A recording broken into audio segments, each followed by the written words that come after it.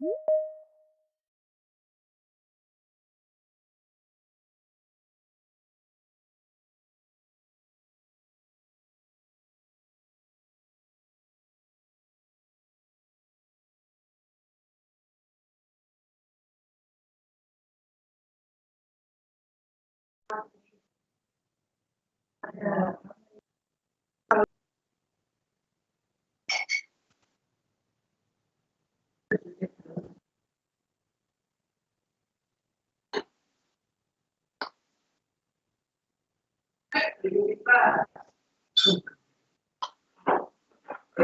is logging on from Fire. Yeah, I just waited for this.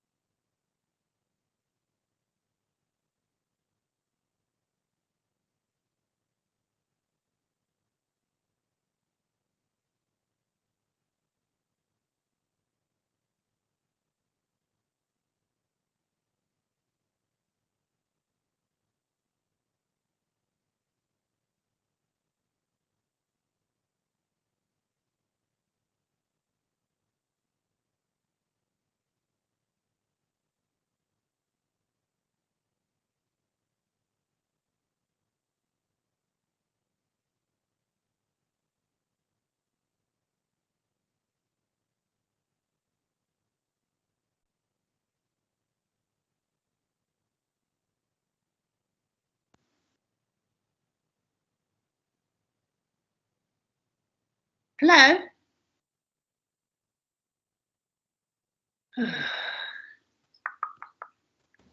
Hello. Hello, can you hear me? Yes. Oh, God. I was just looking, thinking, oh, gosh, what have I got to do? Hello, can you hear me from Sileby Parish Council? I can. Yep. Good, right, thank you. It's Elizabeth Jones. Liz, can you hear me? I can, yeah. I'm just dipping in and out. Is that okay? Yeah.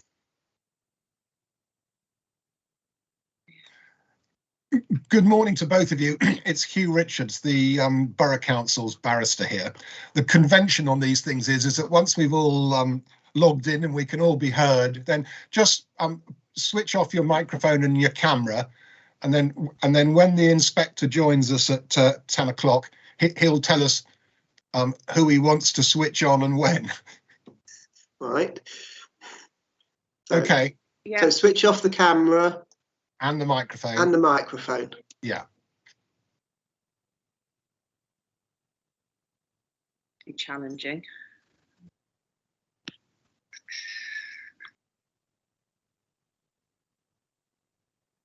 The camera should be an old-fashioned, that's it, you've done it. Yeah.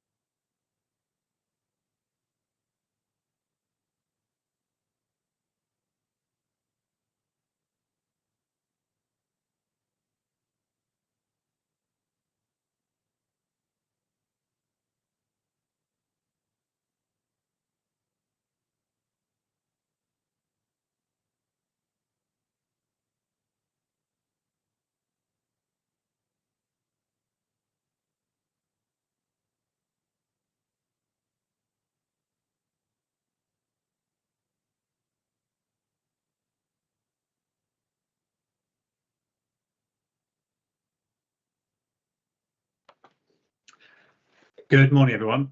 It's 10 o'clock and the inquiry is open. Firstly, I hope everyone can hear and see me okay, but please let me know if not. I can see Mr. Tucker and Mr. Richards on screen, and a number of other people are in this call. Before we get going, please ensure mobile phones and other devices not in use for this event are switched to silent and microphones are muted unless you're speaking. My name is Tom Gilbert-Waldridge. I'm a Chartered Town Planner and the inspector appointed by the Secretary of State to hold this inquiry. The inquiry is made into an appeal by David Wilson Holmes and Anthony Raymond Shuttlewood under Section 78 of the Town and Country Planning Act 1990. It relates to the decision of Charnwood Borough Council to refuse planning permission for development proposed at land to the east of Cossington Road in Sileby. The proposal is for up to 170 dwellings, including affordable housing, with all matters reserved other than access or means of access, and also together with associated landscaping and other infrastructure forms part of the proposal.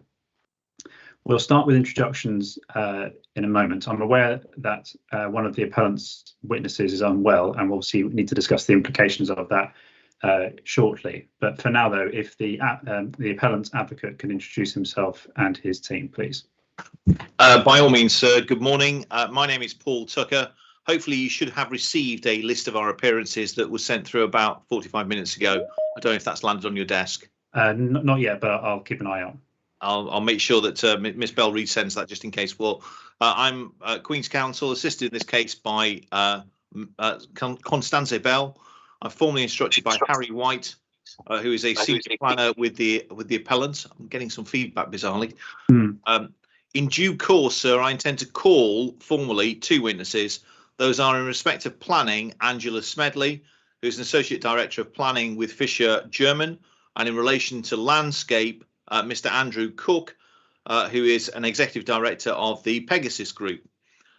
So I know that this afternoon we've got the intention of dealing with a number of different matters on a round table basis to pick up various issues. So let me give you the cast of thousands in relation to that, which is perhaps why you should have the list of appearances pretty soon. So in relation to drainage, that will be Richard Holden, who's a director at RACE. In relation to transport, that's Robert Holland, who's an associate director with Tetra Tech. In relation to ecology and diversity, that's Oliver Ram, who's a director with Ram Sanderson Ecology. And then, sir, we have an issue with regard to education, which will take place later on in the inquiry, where my witness is Mr. Ben Hunter, and how Mr. Hunter's evidence is dealt with. So it's perhaps a matter that we should also deal with in the next half an hour or so. Thank you, Mr. Tucker. And I may have missed it. Did you say who you were instructed by at the start? Yes, sir, by Harry White, associate RTPI, who's a senior planner at DWH East Midlands, which is the trading name of BDW Trading Limited. Okay. Thank you, Mr. Tucker. Thank you, sir. As I say, you should get this fairly shortly, and apologies it's not hit your desk yet. That's okay, not to worry. Thank you. And then if I could ask the council's advocate, please, to introduce himself and his team.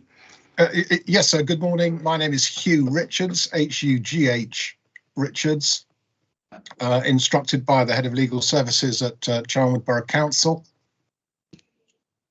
I shall be calling 2 witnesses formally, Mr. Nigel Gould, who deals with planning, and Mr. Simon Higson, who deals with landscape.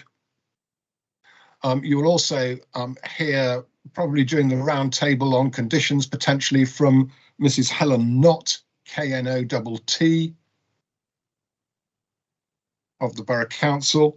And then the last person on the team, but perhaps the most important, is our technical guru, Mr. Stephen Holmes, H-O-L-M-E-S, who's hosting the inquiry on Teams, but is also arranging for the simultaneous broadcast on YouTube. And I'm looking at that on another device, and I can confirm that the proceedings are indeed being broadcast live on YouTube on the council's channel. Great. Well, thank you very much, Mr. Richards, and thank you to the council for hosting this and the live streaming as well.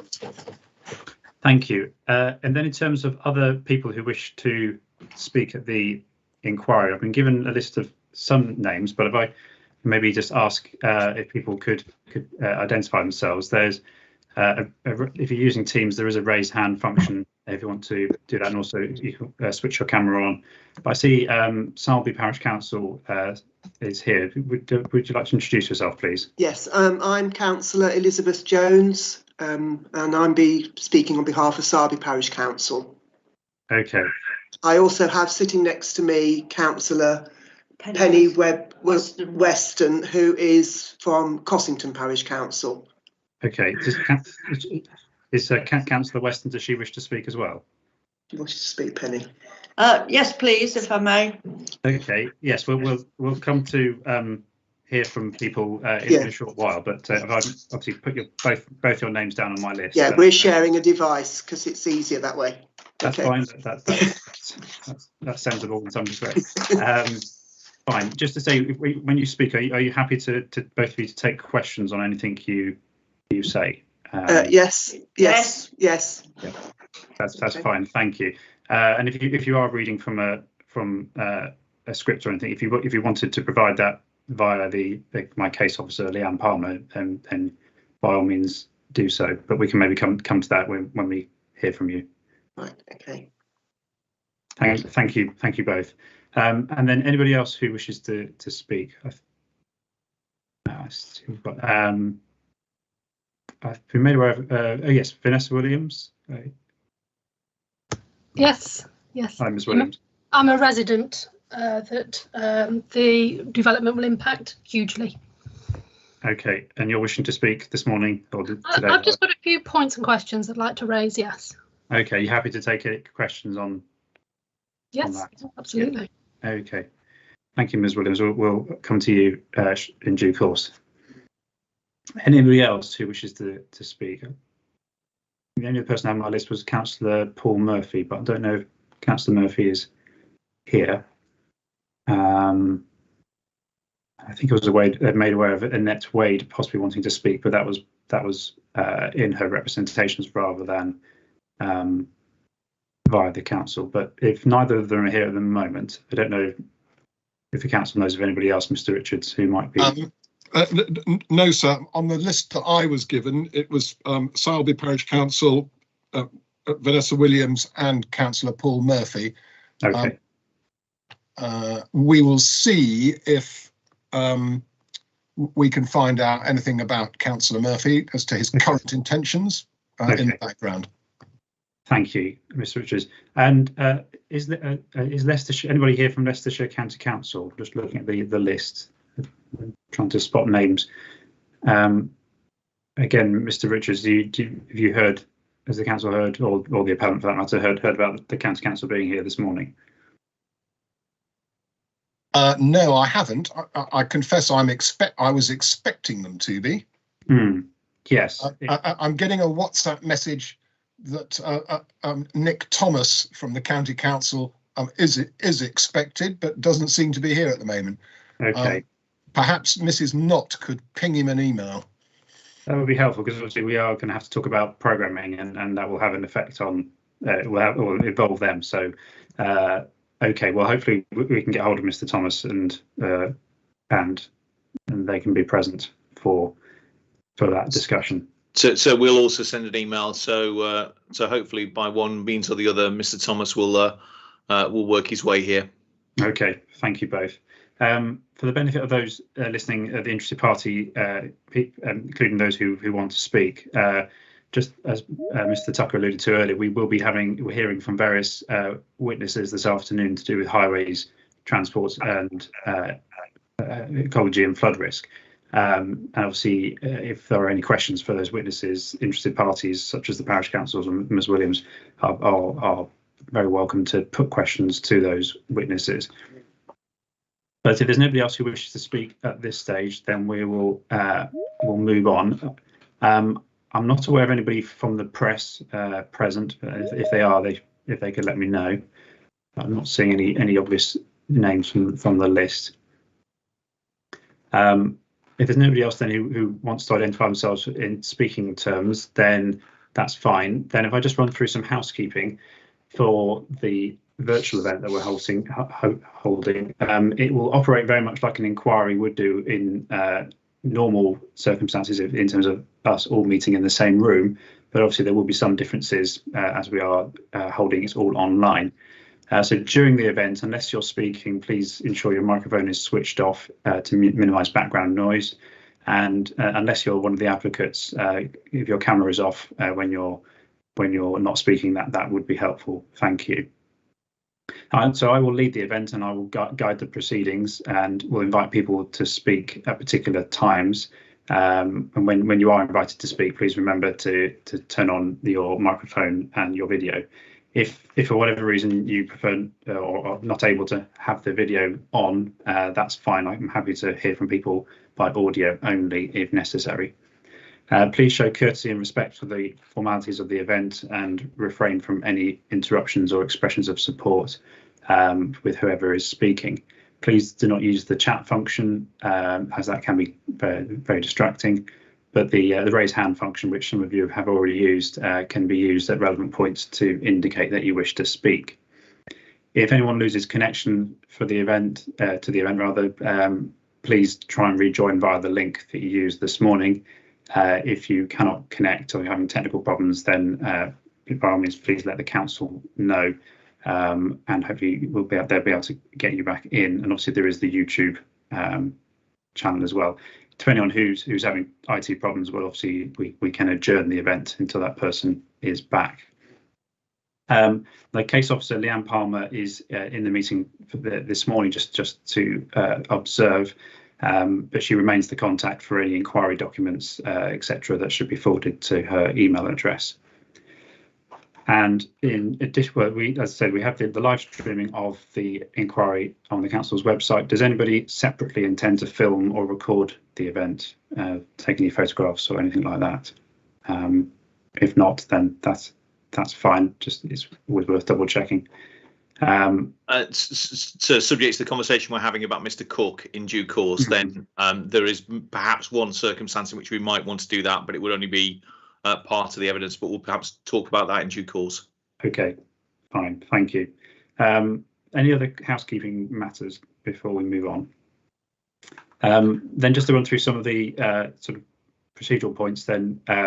So I have copies of the letters of notification that the council sent out when the appeal was initially lodged, and then more recently the details of the date, time and format of the inquiry itself.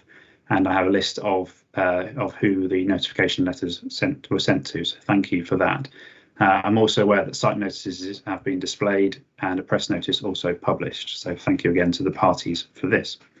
I have copies of representations made in response to the original planning application consultation, as well as formal representations made at the appeal stage. Around about 80 or so representations were made at the appeal stage, which I hope the main parties have both seen and had a chance to go through. And suffice to say, I will take into account all representations made at both application and appeal stage in reaching my decision. Proofs of evidence, I have a number of proofs of evidence and also rebuttals from the main parties' witnesses covering the main topics, which I've read through, and we'll obviously come to in due course. There are also 3 statements of common ground, one on planning, one on landscape, and one on education. The one on landscape includes an addendum note, so thank you to the parties for providing that. At this stage, is there any intention to provide any updates to any statements of common ground that the advocates are aware of? Mr. Tucker, do you know? I don't think there's anything in progress, sir. Although if anything comes out and we identify something, then no doubt we can do that in due course. Thank you. Thank you. Mr. Richards? Not so far as we're away, sir. OK, thank you. So moving on then to run through the procedure. Now, appreciate this is not going to run quite in the sort of the normal way that it would, but just for the benefits of people listening in who may not be as familiar with inquiry processes. Once I've concluded my opening remarks, I will then invite the main parties to each make a brief opening statement, with the appellants going first and then the council. This will help everyone to understand the main arguments at the beginning of the inquiry. It's then my intention to hear from any interested parties, including those who've already identified themselves, and we'll take those in turn. Then the plan is for me to hold a question and answer session with the technical witnesses on highways, flood risk and ecology. And then the intention would have been to start to hear the evidence of the main parties setting their case out, which would then be subject to cross-examination and re-examination. And obviously that will still take place, but it may not take place in the order that we anticipated. And I suppose at this point it might be worth just pausing there and asking what the latest thoughts are in terms of hearing from witnesses. I don't know, Mr. Tucker, you want to lead off? Yes, sir. We notified your case officer just before the inquiry started, and I told my learned friend as soon as I'd found out. Mr. Cook, who is my landscape witness, who deals with the first reason for refusal, which I think it's fair to say is the predominant issue between the parties, unfortunately contracted COVID. He was confirmed to have COVID yesterday, but he's quite unwell with it. So his role would have been to be giving evidence on Wednesday, which is simply not practical, and to have obviously provided instructions, having listened to the evidence of Mr. Higson tomorrow. I've spoken to Mr. Cook, albeit briefly. I've seen Mr. Cook and he is genuinely unwell. In those circumstances, the suggestion would be, sir, that we postpone the landscape evidence, but hopefully in a way which doesn't cause too much disruption. The suggestion, sir, is that we proceed today as we anticipated, and I say suggestion because I've raised this with my learned friend, and I think that this is possible for all parties, subject to your availability, sir, that we postpone tomorrow, so tomorrow is a non-sitting day, and that Wednesday, if at all possible. Also, some feedback from. Yeah. I think once Mr. Manby came on screen, we got feedback. That's right. I think it's muted now. So good. And I think Mr. Manby possibly wants to turn his camera off. So the suggestion, sir, is that Wednesday we would deal with education, the 106 issues and conditions. So bring that forward. How we deal with that's a different matter and a point that we'll come back to in a few moments. But that we deal with that on Wednesday, and that on Friday that we deal with Mr. Higson's evidence, by which time that gives Mr. Cook, 5 days in order to start to make a recovery.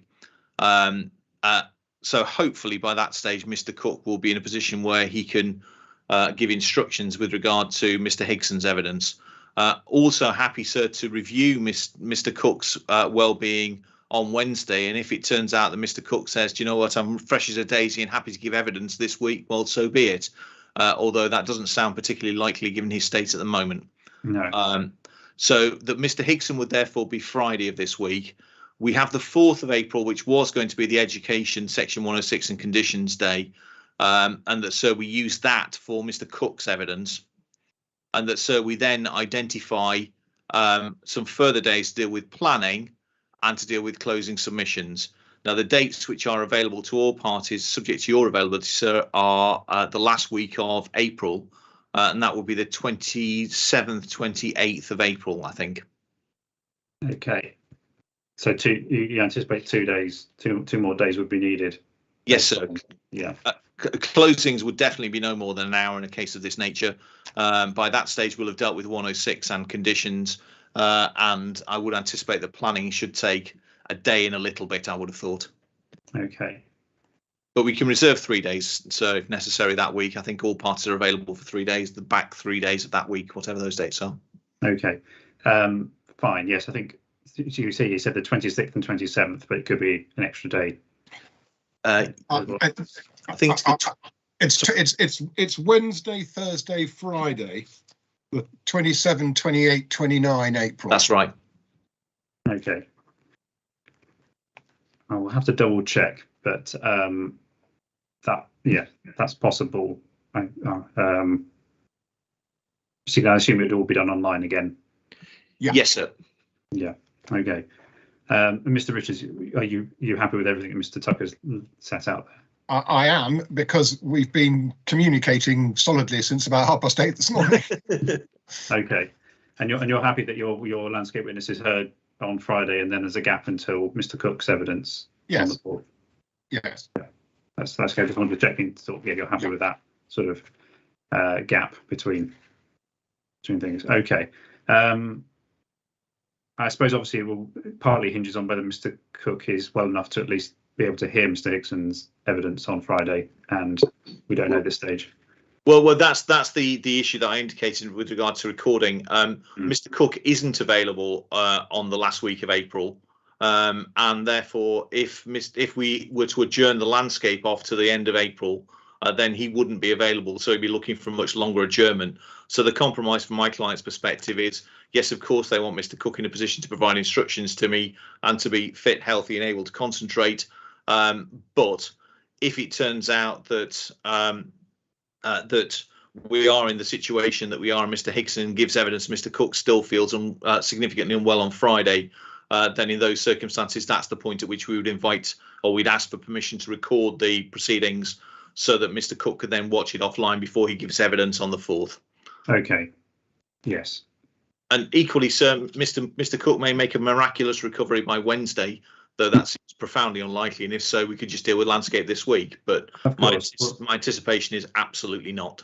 Okay. Well, that's fair. It sounds pretty unwell, and obviously I hope he does get better soon. Thank but you, hopefully we can work something out. I think I will just need to double check those dates in April, which are difficult to do whilst I'm in the inquiry. But when we adjourn, I will double check those dates. I don't think they're impossible, but I just wanted to be absolutely sure before committing to those dates in late April. Thank you, sir. I'm mindful that I still can't see anybody from the county council on the list of appearances, which I skirted over what I was going to say about the county.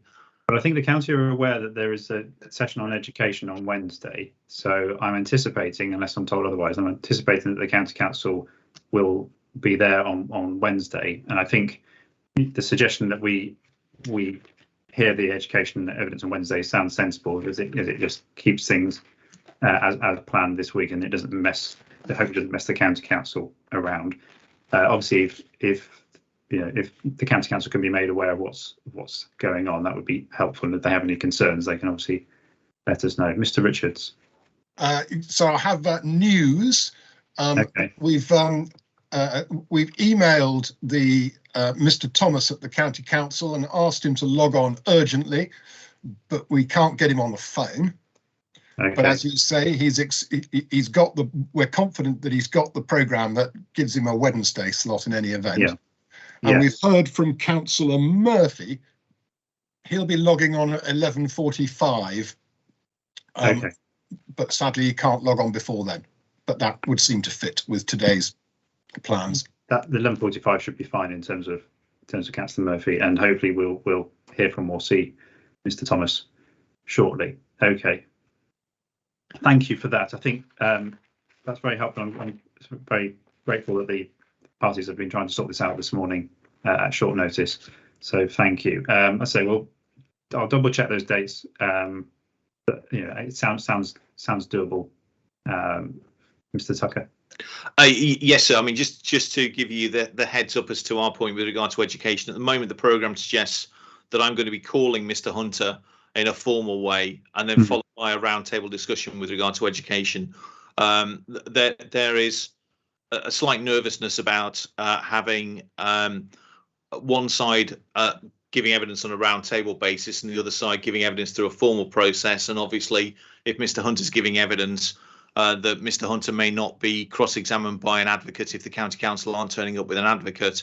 So it's perhaps a matter to muse upon, sir, but it may be worthwhile thinking about the question of equality of arms. And if that's the case, it may be a round table approach, may be better with regard to education if the county council aren't, if you forgive the vernacular, tooled up for an inquiry. But we just don't know, sir.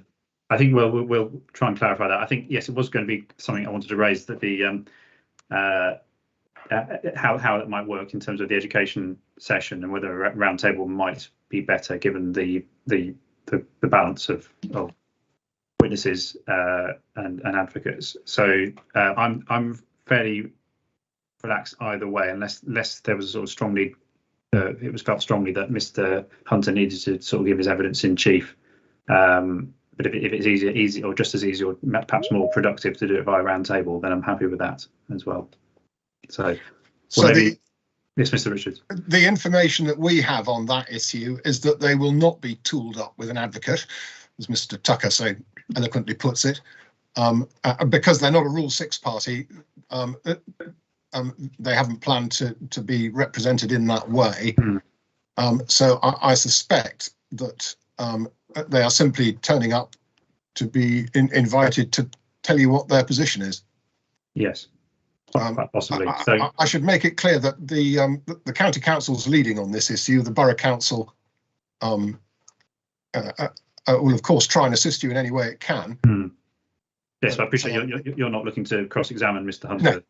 No, exactly right. Yeah. Okay.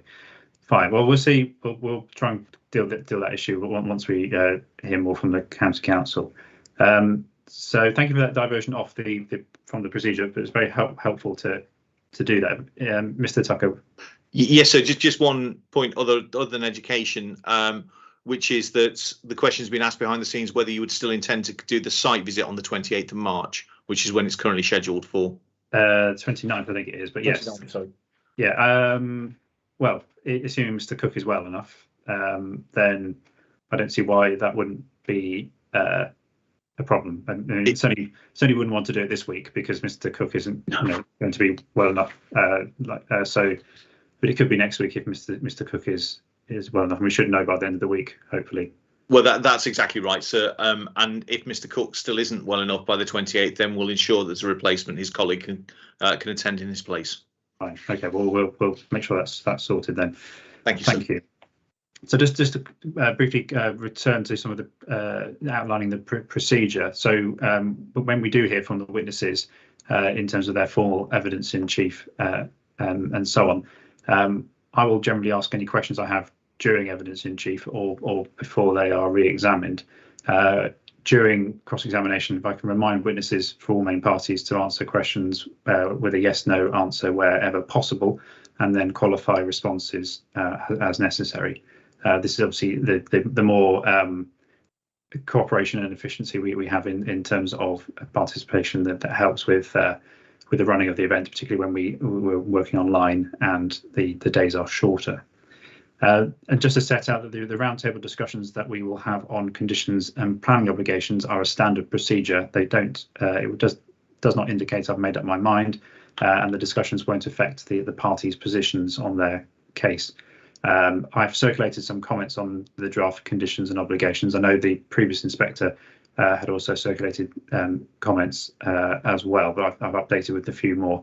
I'm not expecting any responses now unless anybody wants to say anything, but when we get to the roundtable discussion, which may well be Wednesday, obviously we'll need to cover those points and anything else at that time.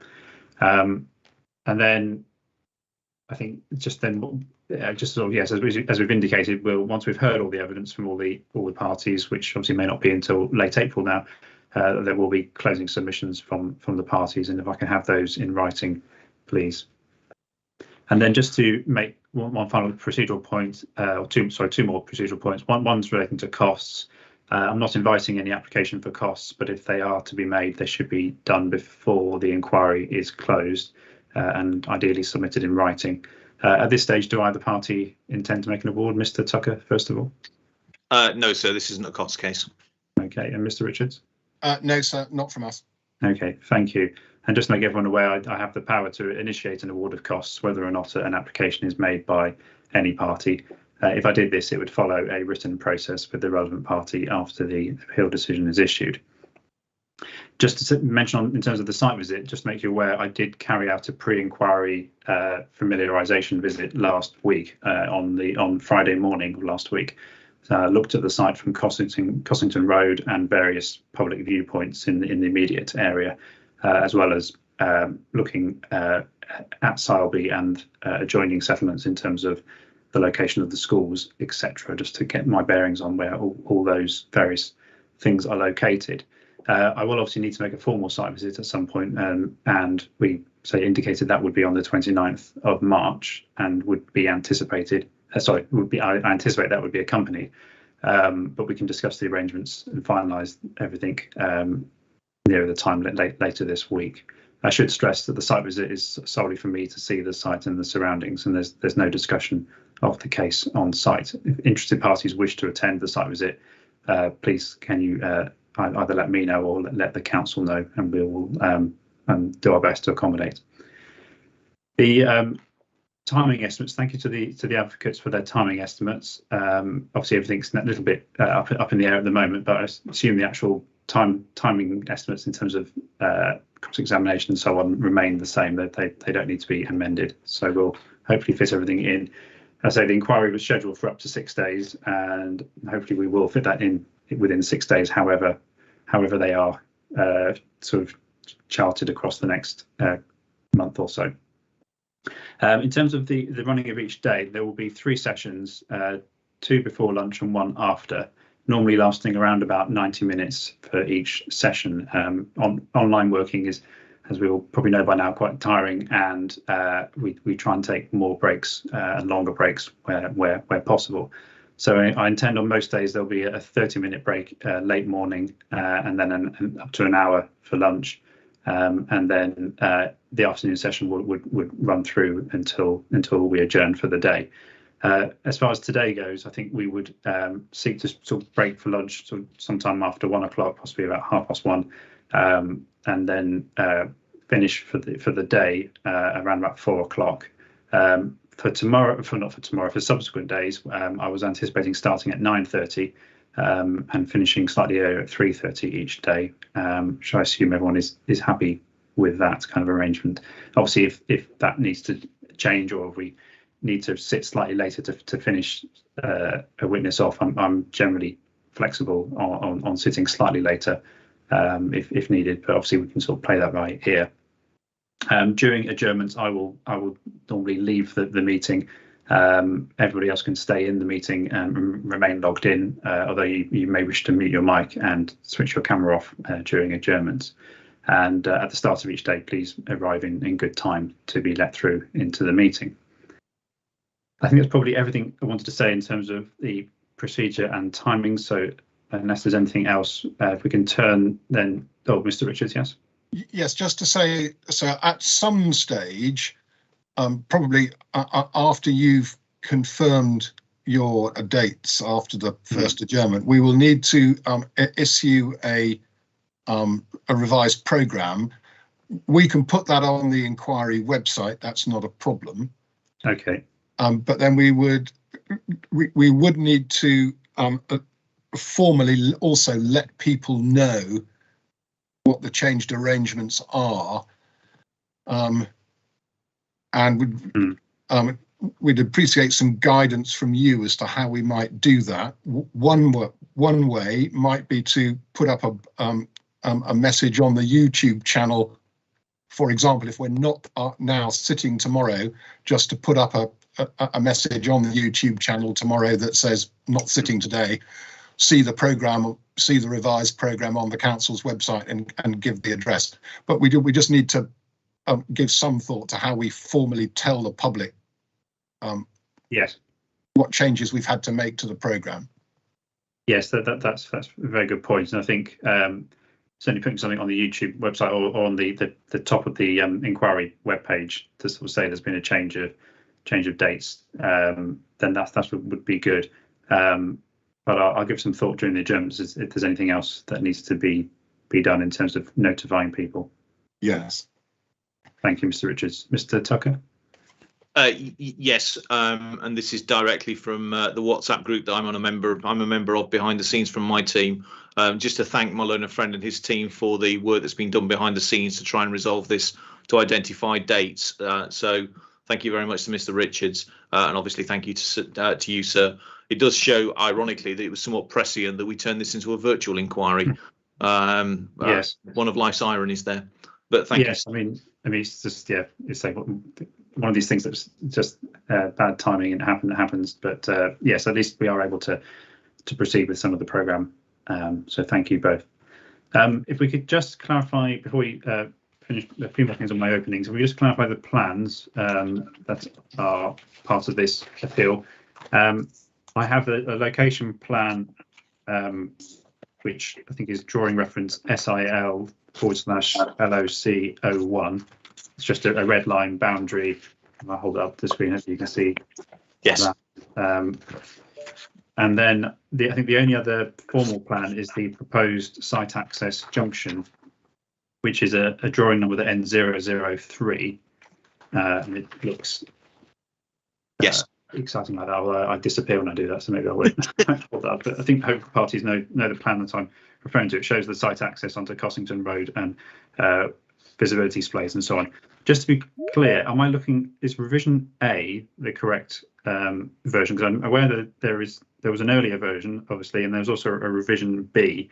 I think revision B was when the visibility displays were changed because of the traffic speed. So, but I don't know if that was ever formally submitted as a plan. I don't necessarily need to know the answer immediately, but it might be helpful before this afternoon session with the highways witness. Mr. Tucker, do you have any? Off the top of my head, no, sir. And unfortunately, paragraph 20 of the Statement of Common Ground enigmatically doesn't refer to any revision at all. So we'll check it behind the scenes. Yes. So apologies for that, sir. Okay, Mr. Richards, any comments? No, sir. The members of the public may like to know that when we're talking about these documents, they are all available on the documents list, which is on the public inquiry website. Yes. And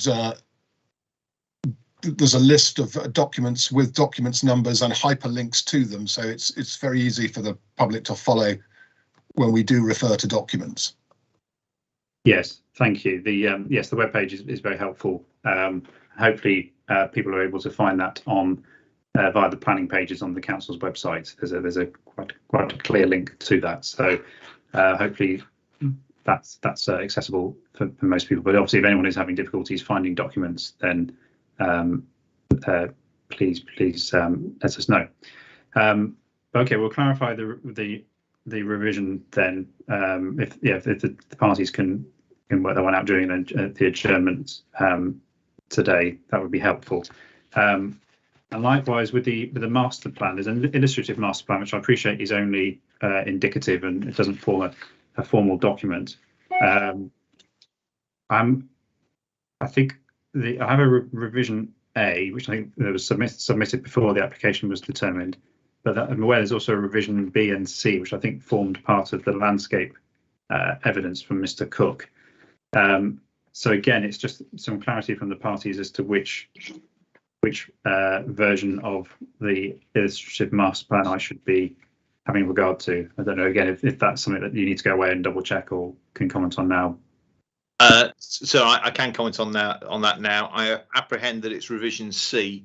We'll check it behind the scenes, and that may become relevant insofar as there may be a condition which requires general accordance with development in accordance with the illustrative master plan.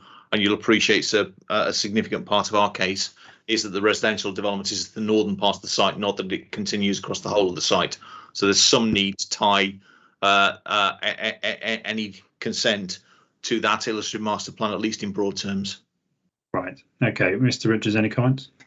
No, sir. The revision A master plan is at CD 2.06. Yeah. The later iterations, I think, emerged from Mr. Cook's response to the suggestion from Mr. Higson that what was illustrated was a scheme of 158 dwellings rather than a scheme of 170 dwellings. But I'm pretty confident that in all of the iterations of the master plan, the built development area in the north of the site has not crept southwards.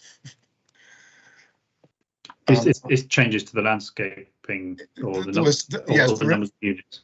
Yeah, the revision A changes were to the green infrastructure area, and I think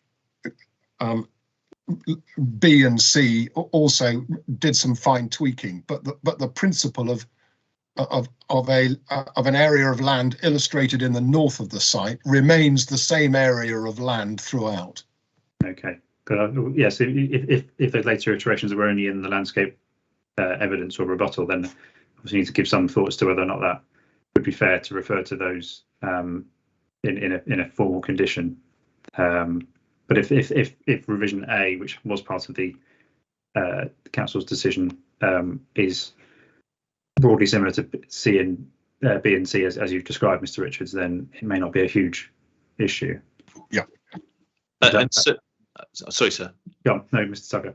And certainly from our perspective, a condition which required general accordance with revision A would be not a problem. As you'll see from Mr. Cook's evidence, what's happened on this site is that my clients have assessed the market and consider the number that are illustrated on revision A better reflects the market and the type of houses that they would bring forward on reserve matters anyway. And the application was up to 170, not a minimum or an absolute of 170. Okay. And it's general accordance, the one we'll be looking at anyway. So you're looking at the big principles. And just to confirm to my learner friend, absolutely, the developed area and the open space area remain exactly the same on each of the revisions. Okay. I mean, the reason why it arises, sir, is that to take an absurd example, if consent was granted and then a reserved matters application came in with all the built form development on the south of the site and all the green infrastructure on the north of the site, the council would be going, well, hang on a minute, this wasn't what was discussed at the inquiry. Yes, no, I think, yes. I mean, it's not EIA development, so we haven't got a sort of parameters plan or anything, but you know, if it was, we would have a parameters plan, and the illustrative master plan is as close as we've got for the, you know, for that purpose. Okay, well, certainly it might be worth, when we come to the conditions session, having some thought about the necessity for a condition that refers to the master plan revision A, if that's the most appropriate one. But okay, we can probably leave it there for now if we're content.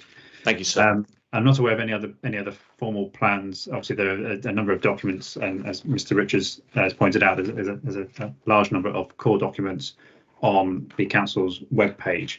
On that, I was just going to say that core documents, I think it's 4.27 and 4.28, are still showing without any hyperlink, and then core documents 1027 to 1035 aren't there. Now, they were there briefly as part of the education rebuttal. They were then taken off at my request before the rebuttal was accepted. I think they just now need to go back on, please, so that they are there for all to see. Yes, I've had a WhatsApp to say we're on the case, and I've also had a WhatsApp to say that Mr. Thomas of the County Council is now in the meeting, if that is of assistance to you, sir. Okay, thank you, Mr. Richards. Yes, I think Nick Thomas is. Are you there? Yes, good morning, sir. I'm here. Hello, Mr. Thomas. I don't know how much you've been made aware of the situation with the programme, but because of availability of one of the appellant's witnesses, we are going to have to change the programme somewhat. But the anticipation was that we would still cover education matters on Wednesday, this coming Wednesday, the 23rd of March. Is that? I assume you're available for Wednesday. Yes, that's fine. So it's myself and a colleague from our education department, Sharon Townsend, who will be attending. We're both available on Wednesday and provisionally Friday as well. So I think originally you suggested Friday maybe a day discussing Section 106 matters. Yes, it may well be the case now that we deal with both education and the 106 as a whole on Wednesday. I think that's the plan. So if both you and Ms Townsend are available on Wednesday. At this stage, I don't know exactly what time, but we may well start in the morning. So if you're available, sort of first thing onwards, that would be helpful. That's absolutely fine. And I assume, Mr. Thomas, you're not intending to participate until that session. You didn't want to make any sort of opening comments or anything like that. No. Fine. Okay. Well, thank you for being in the meeting, and hopefully we'll speak more on Wednesday. That's fine. Thank you very much. Thank you.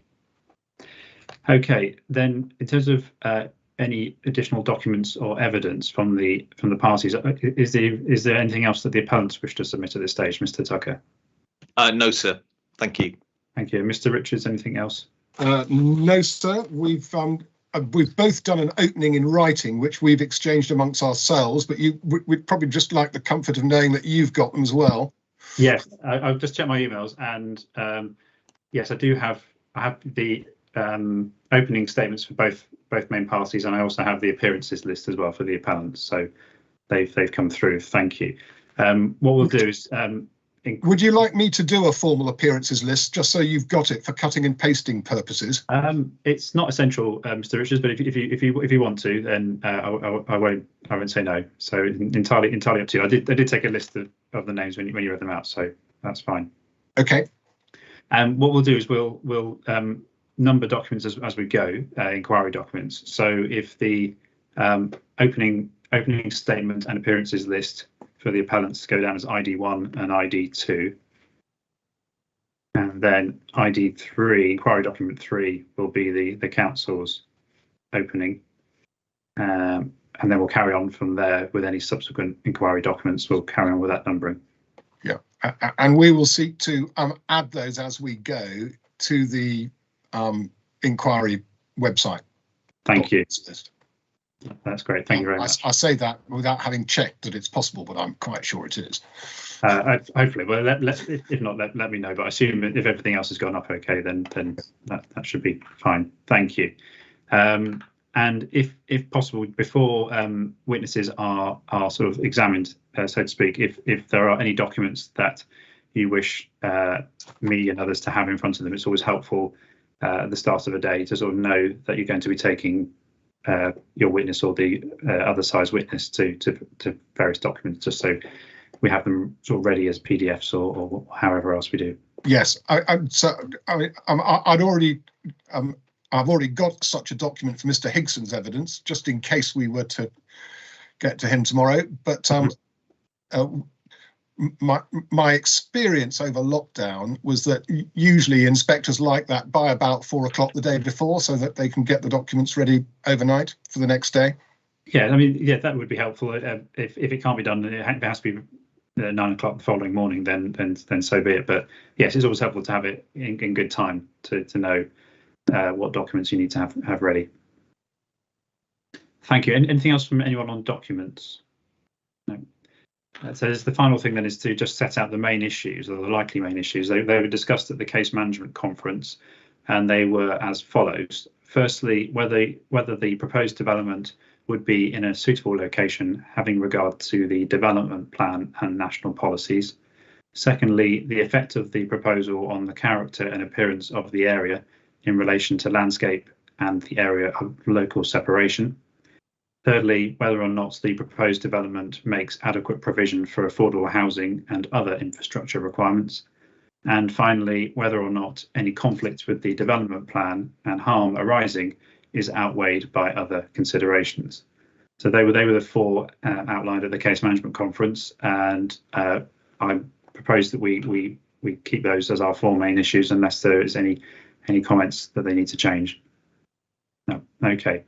Thank you. So obviously we will discuss those. Other matters that have been raised by interested parties will no doubt be covered today and may need to be covered in closing submissions as well. But we'll come to that in due course. So that concludes my opening remarks. So are there any other questions or queries from anyone about procedural matters before we move on? If not, and is there anybody else who's joined since the inquiry started who wishes to speak? Any member of the public? If so, if you could let me know. Mr. Tucker? He seems to have frozen.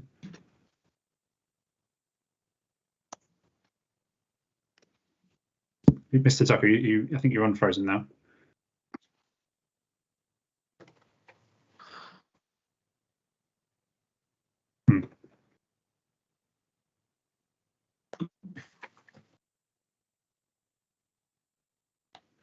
I think. Mr. Tucker, are you there?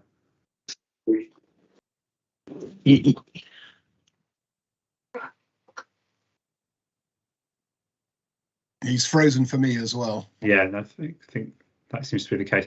I don't know if anybody else from Mr. Tucker's team is still hearing from him, whether he's got IT problems or not.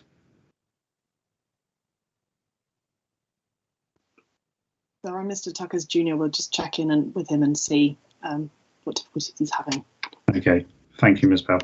In the meantime, was there anybody else who wished to speak? Anybody who's joined the call later?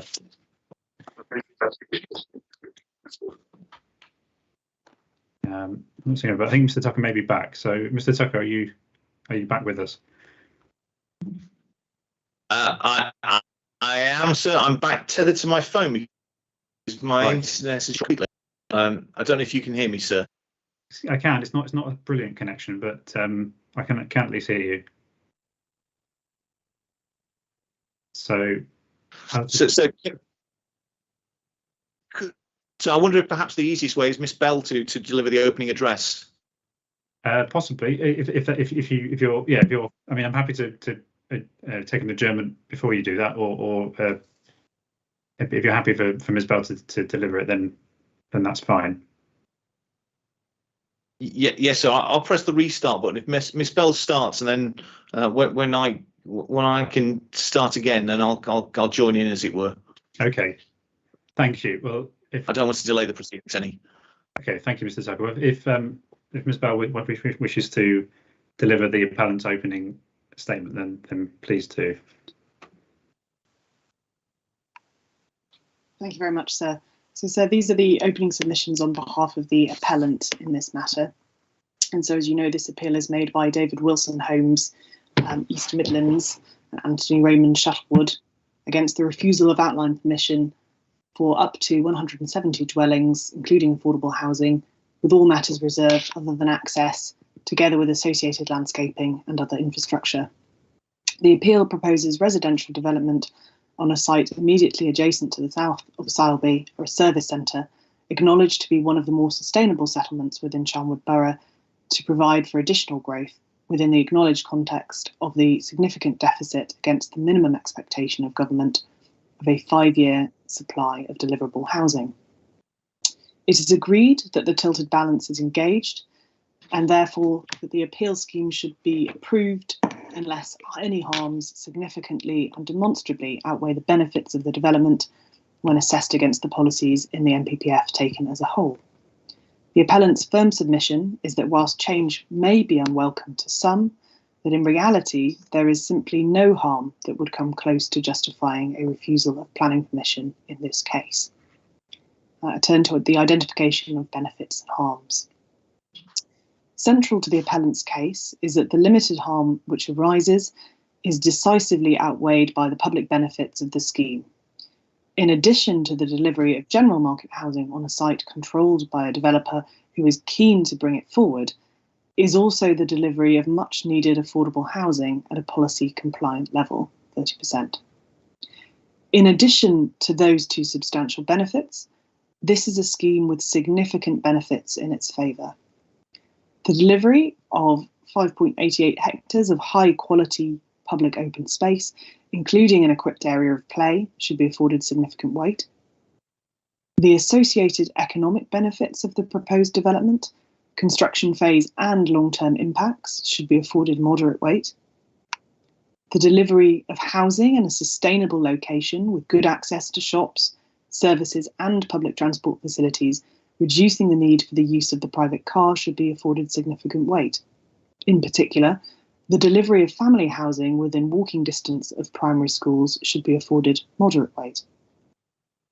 The environmental benefits of new planting better reflect the characteristics of the wider landscape and should be afforded significant weight. The delivery of a new, high-quality, sensitively designed edge to the settlement, creating a more positive interface to the countryside, should be afforded significant weight. And the delivery of biodiversity net gains in excess of the target 10% biodiversity net gain, which is being introduced through the Environment Bill, should be afforded moderate weight. Section 38(6) of the 2004 Act requires an overall judgment regarding whether the proposal is in accordance with the development plan taken as a whole. In answer to the inspector's fourth main issue, which we set out in the footnote, sir, but I won't read it out, the appellant's position is that this scheme is in accordance with the development plan when read as a whole, and that in accordance with paragraph 11 of NPPF, the appeal proposal should be approved without delay and the substantial planning benefits realised as soon as possible. However, this is a case in which the tilted balance applies, and as such, the balance is markedly in favour of granting permission for the appeal scheme. Thank you, Ms. Bell. I'll happily take it from here. So you please know I followed the advice of the IT crowd and turned it on and off again, and that seems to have sorted it out. Apologies for the intervention, and thank you to Ms. Bell. So reasons for refusal. The council defends two reasons for refusal. The first concerns landscape matters and alleges harm arising from the loss of an area of local separation, impacts the character of the countryside and the separate identities of the villages of Sileby and Cossington. The second concerns issues of whether adequate provision is made for open space, etc., by way of a legal agreement. So those essentially conform to your issues B and C, the effects on the character and appearance of the area and local separation, and whether or not there's an adequate provision for affordable and infrastructure. So as you know, we have a variety of witnesses to address those matters, and I don't read out paragraph 9. Reason for refusal number 1, landscape. So we say that Mr. Cook's evidence will establish that on landscape and visual grounds there are no substantive reasons for refusing permission. There would be a substantial major net beneficial effect to the landscape elements within the site and no change to landscape elements beyond the site. The majority of the individual elements, topography, land use, vegetation, trees, woodlands, hedgerow, etc., would be retained and would be enhanced. But of course, the scheme would inevitably result in the loss of some arable land. As Mr. Cook explains, the key characteristics that define the local landscape character beyond the site would remain physically unaffected, and with regard to experiential aspects, there would be no material change to the landscape character of the area beyond the site with the proposed development in place. The northern part of the site is proposed to accommodate the residential neighbourhood. The high quality scheme would reflect the local vernacular architecture and would be in keeping with other residential areas associated with Sileby. Whilst the proposal would result in a change to the character of the site, that's an inevitable consequence of accommodating housing on a greenfield site on the edge of an existing urban area. The resultant major change would be neutral rather than adverse in terms of the nature of effect, given that that change will be in keeping with the overall character and appearance of this landscape character area. So the balance of the site would form substantial green infrastructure, which would bring about a substantial major change in character in terms from an arable field. Such a change to the character of the site would bring about a high magnitude of change and some enhancement which we say will be beneficial in nature and landscape character terms.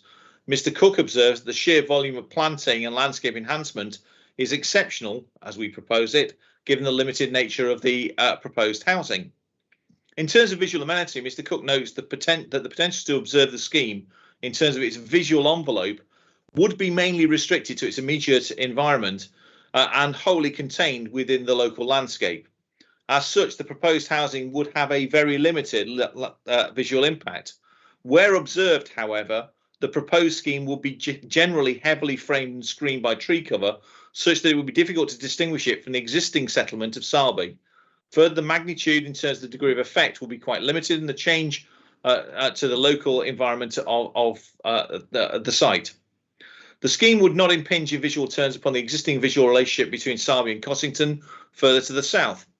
Overall, as Mr. Cook notes, the proposed housing will be in keeping with the appearance, and therefore the housing scheme will be neutral rather than adverse in terms of the nature of its character effect, I should add. Simply, this would be an attractive housing scheme to observe rather than it being somehow incongruent. Sight of the proposed scheme would not cause harm to the visual amenity of the area. Further, the extensive green infrastructure will be beneficial in terms of the nature of the effect. Mr. Cook acknowledges the proposal would physically extend and would encroach physically into the ALS. However, the area which would accommodate the proposed housing dwellings, he considers to only have a limited role in realising the function of that policy. The perceived sense of separation of the two settlements would not materially change with the proposed scheme in place. The narrowest gap separated by the ALS would remain unchanged, and as such, he considers there will be no narrowing of the gap in physical terms, and so no substantial or significant ALS reduction. To the contrary, the planting within the open space would assist in consolidating the separation of existing communities. Similarly, the proposal would not reduce the least distance between the southernmost point of Sileby and the northernmost point of Cossington identified by the open undeveloped land. Further, having examined the gap from the local public highways and rights of way, his evidence is that in terms of the area proposed to accommodate the appeal scheme, that part of the ALS performs a limited role in maintaining the perceived sense of separation between the two settlements. Mr. Cook therefore considers the appeal scheme would not materially change the perceived sense of separation between the two settlements. In terms of the ALS purpose, his evidence demonstrates the appeal scheme is limited owing to the physical and visual containment, which significantly curtails visibility of that part of the site, which would accommodate housing. Furthermore, the site does not play a material role in the principal lines of sight from the ALS from public vantage points. That should be ALS, not AOS, sir. Mr. Cook notes that the proposed residential scheme would inevitably change the character of the site from part of an arable field to a residential neighbourhood. However, what is proposed will be in keeping with the character and consistent with other nearby residential neighbourhoods of Sileby. This change to the character of the wider landholding is beneficial in character terms, being neutral in terms of nature effect rather than adverse. He observes that such a proposal wouldn't be incongruous. There would not be overall any significant harmful effect on the character of the countryside in his judgment. So his careful review establishes, as you will hear, sir, that there won't be any significant harmful impact to the separate identities of the villages because the proposed scheme would be in general terms consistent with the defining characteristics of Sileby and consequently would not change the character that defines the separate identity of the village. The physical extent of the remaining distance that separates Sileby and Cossington would remain effective, such that both settlements would continue to be framed within the context of a rural landscape. The proposal would not bring about any physical coalescence of the villages and would maintain the purpose and integrity of the gap. As his rebuttal sets out, the site is plainly not a valued landscape. So turning then to reason for refusal number 2, contributions. So the 10-year split of the 51 affordable dwellings accords with the council's housing SPD, with the following split set out in the draft conditions in 106. 77% rental, 34% shared ownership. And accordingly, we say the proposed development does make adequate provision for affordable housing. The proposal's effect on biodiversity could be satisfactorily addressed by the detailed measures proposed and could be secured by condition as part of the detailed reserved matters proposals. The proposed development makes adequate provision in respect of biodiversity and ecology, we say. The on-site open space provision and its ongoing management is secured through the 106. The officer's report considers that overall the development will provide good quality open space above the level required for the quantum of development proposed. Several conditions related to access and sustainable travel are included within the schedule of conditions, including provision of a travel plan to promote the use of sustainable modes of travel. And in addition to those, contributions to be secured through the 106. The proposal is therefore considered to comply with policy requirements in that regard. Library and waste contributions are secured through the 106. And without adequate justification for contributions, our position is that there shouldn't be a contribution in respect of healthcare provision. And that's not because my client wishes not to give it, it's because there hasn't been adequate justification for it. In terms of education, sir, the parties disagree with, and I say the parties by which I mean Leicestershire and my client, disagree with respect to the 18 points set out in section 7 of the dedicated statement of common ground. We don't consider that Leicestershire have demonstrated that contributions which are not agreed are necessary given surplus places at local schools. To take primary schools as an example, as of the 2020-21 academic year, there were 147 surplus places in primary schools within a 2-mile walking distance. The catchment school will not be full following the approval and construction of the development, and therefore there is no need to look further afield, as each development needs to be looked at on its merits. For these reasons, there is similarly no necessity for a primary transport contribution. And by way of overview, Leicestershire has stated that the catchment area school to the development will have space following the approval of the development. That means that children generated from the scheme can attend their catchment school within Sileby and not have to leave. So can I just add, mindful that Mr. Thomas is on the call, it may be useful for him to just remind himself of the contents of the PPG as to how to approach these matters before he attends on Wednesday. And I say that in the spirit of hopefully helpfulness, rather than surprising.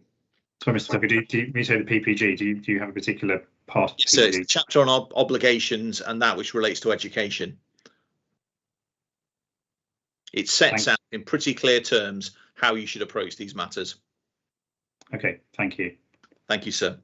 So, overview of the reasons for refusal.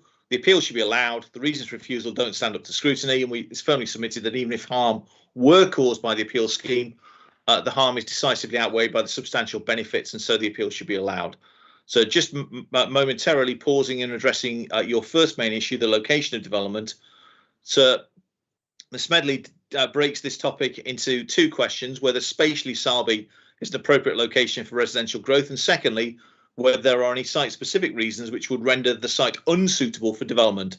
She notes that it's agreed that Sileby represents one of the more sustainable settlements in Charnwood to provide for additional growth, and it's also agreed that Sileby is identified as one of Charnwood's 7 service areas in the adopted core strategy. So the council have undertaken a settlement analysis published within the evidence base, and we give the reference. When assessed in this document, Sileby scores 11 points, the same as Loughborough, Shepshed, Thurmaston and Birstall, i.e. the urban areas.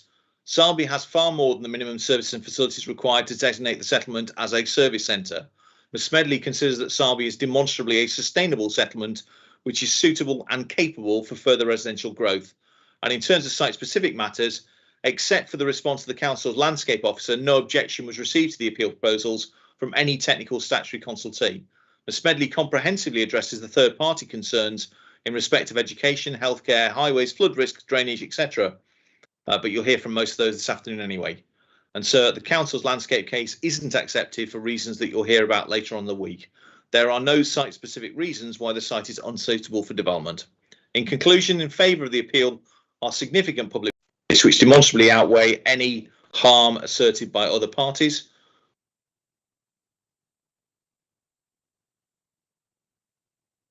You okay, Mr. Tucker? I think we. Yes. So can you hear me?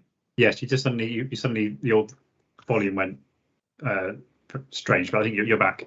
Thank you, sir. I think I may be diving in to turn the machine on and off again. The scheme complies with the development plan and should be approved without delay. The balance, tilted or not, is clearly in favour of granting consent for this sustainable scheme, and it's firmly submitted that this should be the outcome of the appeal.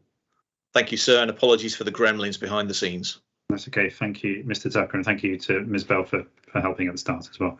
Yes, sir. Thank you. Thank you. Okay, so that's the appellant's opening statement, and then if I could ask Mr. Richards to deliver the council's opening statement, please, which I have in front of me as ID 3. Yes, sir. Thank you very much. This is our opening statement, and the appeal, as you know, concerns the refusal on the 17th of September of last year of an outline planning application for the development of up to 170 dwellings. Details of the main point of access from the highway at Cossington Road are submitted for approval, and so far as the Borough Council are concerned, are acceptable, but all other matters are reserved. The appeal site is currently a single arable field of 10.17 hectares.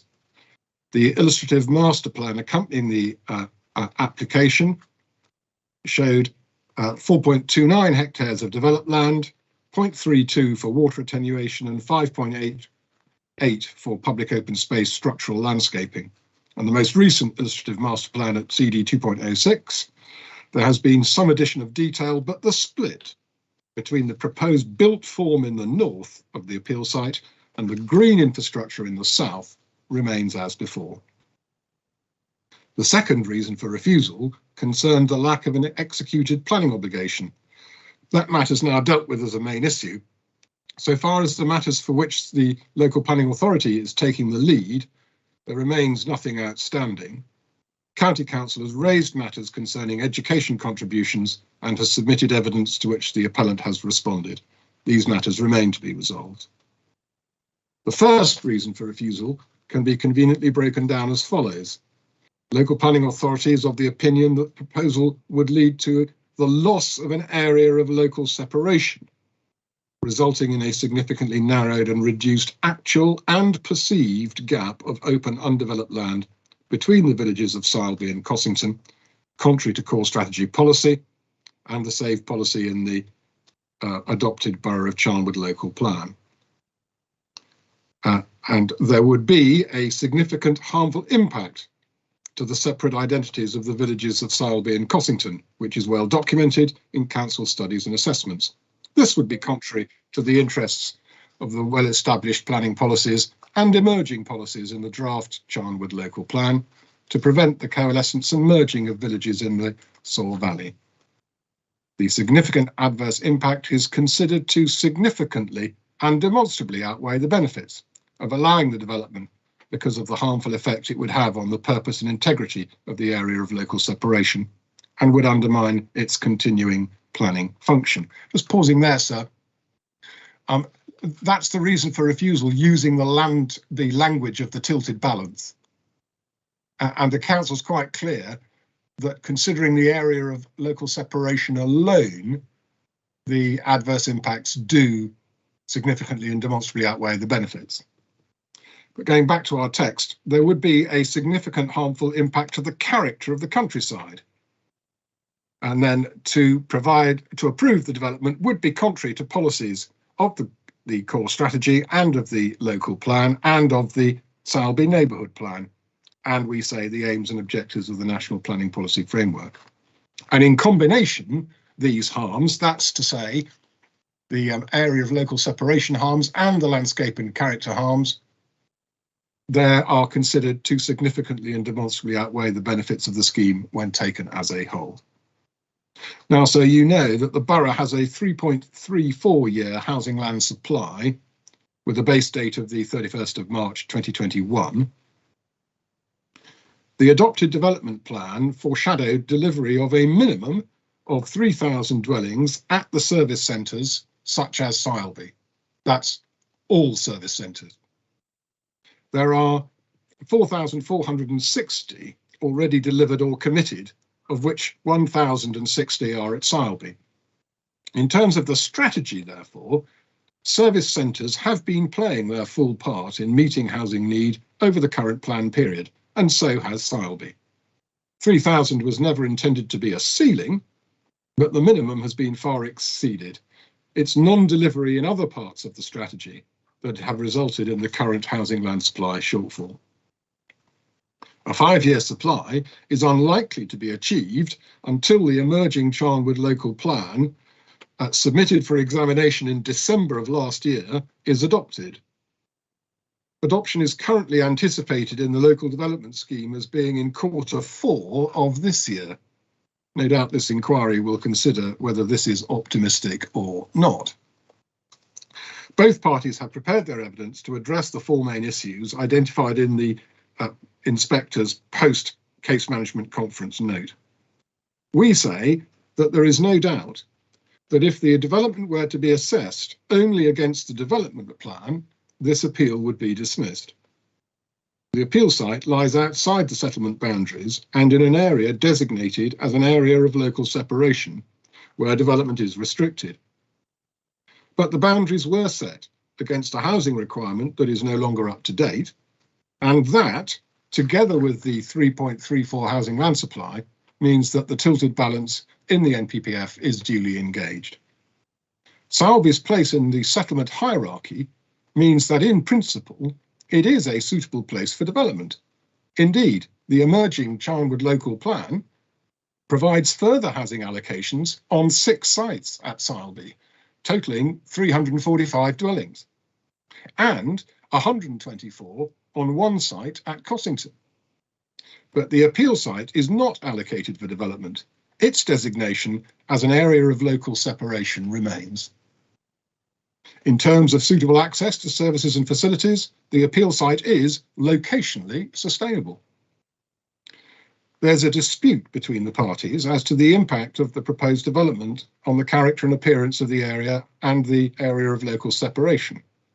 That dispute is at the heart of the issues to be determined at this inquiry. Unusually, the dispute is not over degrees of harm.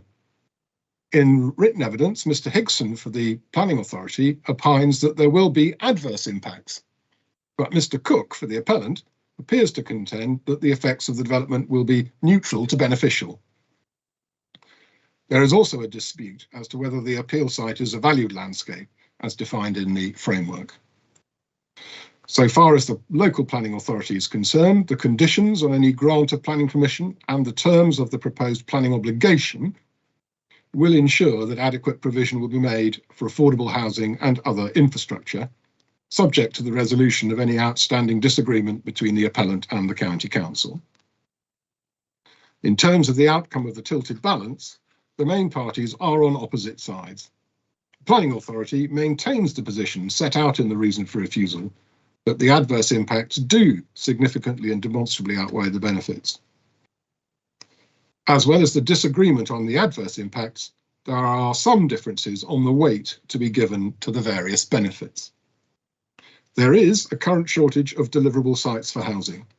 That situation will not be remedied until the emerging local plan is adopted. But the appeal site has been kept open and undeveloped as an area of local separation for many years and through many iterations of the development plan. And the local planning authority contends that it is not the site on which to make up for any short-term need for additional land for development.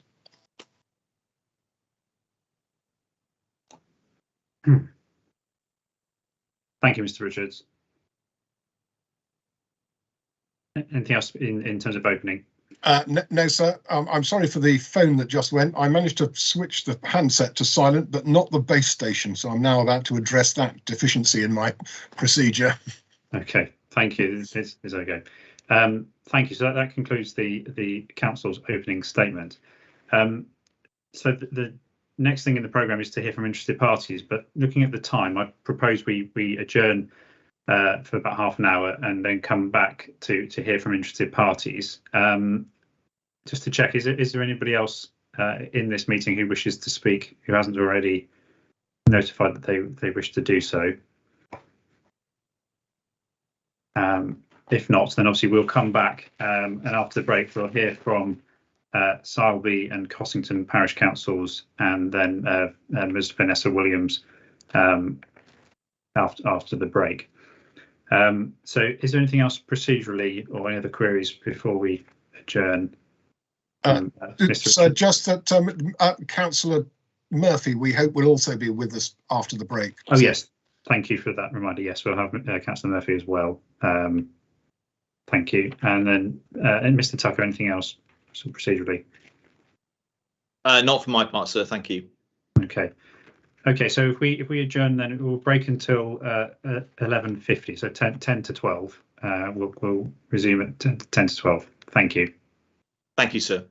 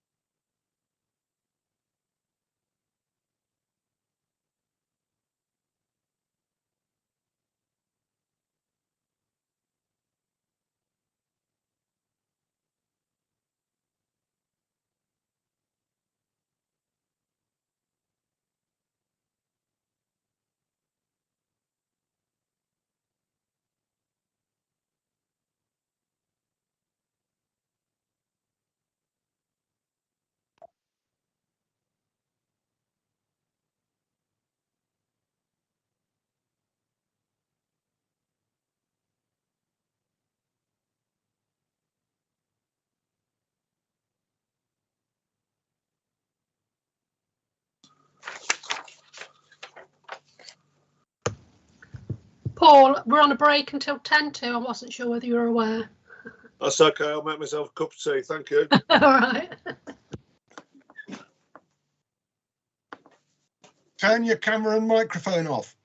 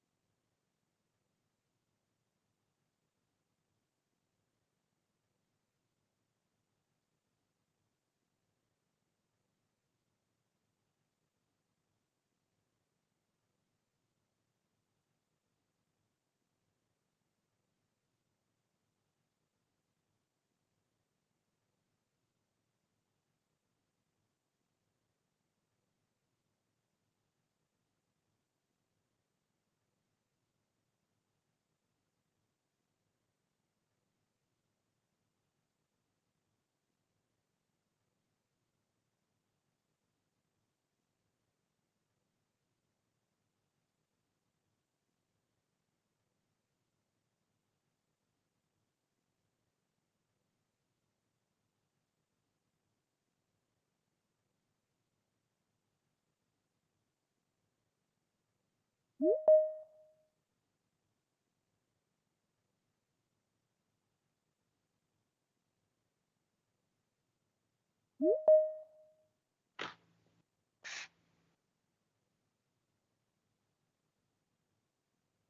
everyone, it's 11:50 and the inquiry is resumed. Are we all okay to proceed? Any issues before we move on? Just to say, during the break, I've been trying to double check those dates that have been given. There is something I've got on the afternoon of the 27th, beginning of the 28th of April, but I'm trying to work out if I can get out of that. In terms of just understand the availability of parties after that week, I'm not available for the following 2 weeks due to another inquiry. But just as a ballpark, is there availability later in May, or is it starting to get difficult? Mr. Richards or Mr. Tucker? I have some availability in May. I start to get very difficult in the second half of June and in July. Okay. I think from my perspective, sir, we were surprised that we managed to find a week when both Mr. Richards and I were available at the end of April. It may be, sir, that if for some reason you weren't able to dispense with whatever it is that you're dealing with on the 27th and 28th, that one alternative might be to deal with planning evidence then, and then reluctantly deal with the issue of closing submissions in writing, rather than looking for an extra date. Just to simply read out two closing submissions, which in reality will deal with landscape and policy. But that's maybe a point to think about once you've completed your investigations. Yeah, but thank you. I just wanted to understand. I thought that was going to be the answer, but I just wanted to understand how difficult or how limited it is in terms of finding a mutually suitable date for the advocates in particular. And just to clarify, the dates that you were proposing to me were was the 27th and 28th? It wasn't earlier that week, was it? I think the difficulty is that my learned friend has issues of unavailability on the 26th. My planning witness has difficulties on the 26th as well. Okay. I don't know if anybody's checked on the 25th, but we can do that behind the scenes, sir, because that's another possibility, that we can do the 25th and then the 27th, 28th and 29th. But perhaps we'll revisit that and raise that first thing in the morning. Yes, or over. I mean, I was proposing we probably will adjourn for lunch before we have done all the question and answer sessions. So maybe during the lunch break.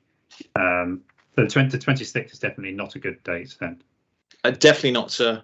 Okay, that's 25th possible. From the appellant's point of view, obviously, Mr. Richards. Yes, I'll double check. It's my landscape witness that had the issue on the 26th. Right. But we'll double check, as you say, over lunch. Okay. I mean, from my point of view, if it was the 25th and 26th, that certainly wouldn't clash for me. But if it turns out that the 27th, 28th, 29th are the only dates that are possible between now and frankly the summer holidays, then I will, see if I can rearrange the thing I've got booked already. So if maybe that discussion's held over lunch and we can maybe sort of sort it out this afternoon. Yes, sir. Yes, sir. Okay. Thank you both. So that's probably all we need to say on dates for now. And then there's just one other thing, so that's exercising the council's officers. With the necessary rearrangement of the programme, I'm assuming that if we put that information on the inquiry website and you announce it at the inquiry, we won't have to physically send out further letters to hundreds of people telling them of the change, because they had a notification as to when the inquiry was going to open, and any changes thereafter, I'm assuming, can be done other than by sending out another 300 letters.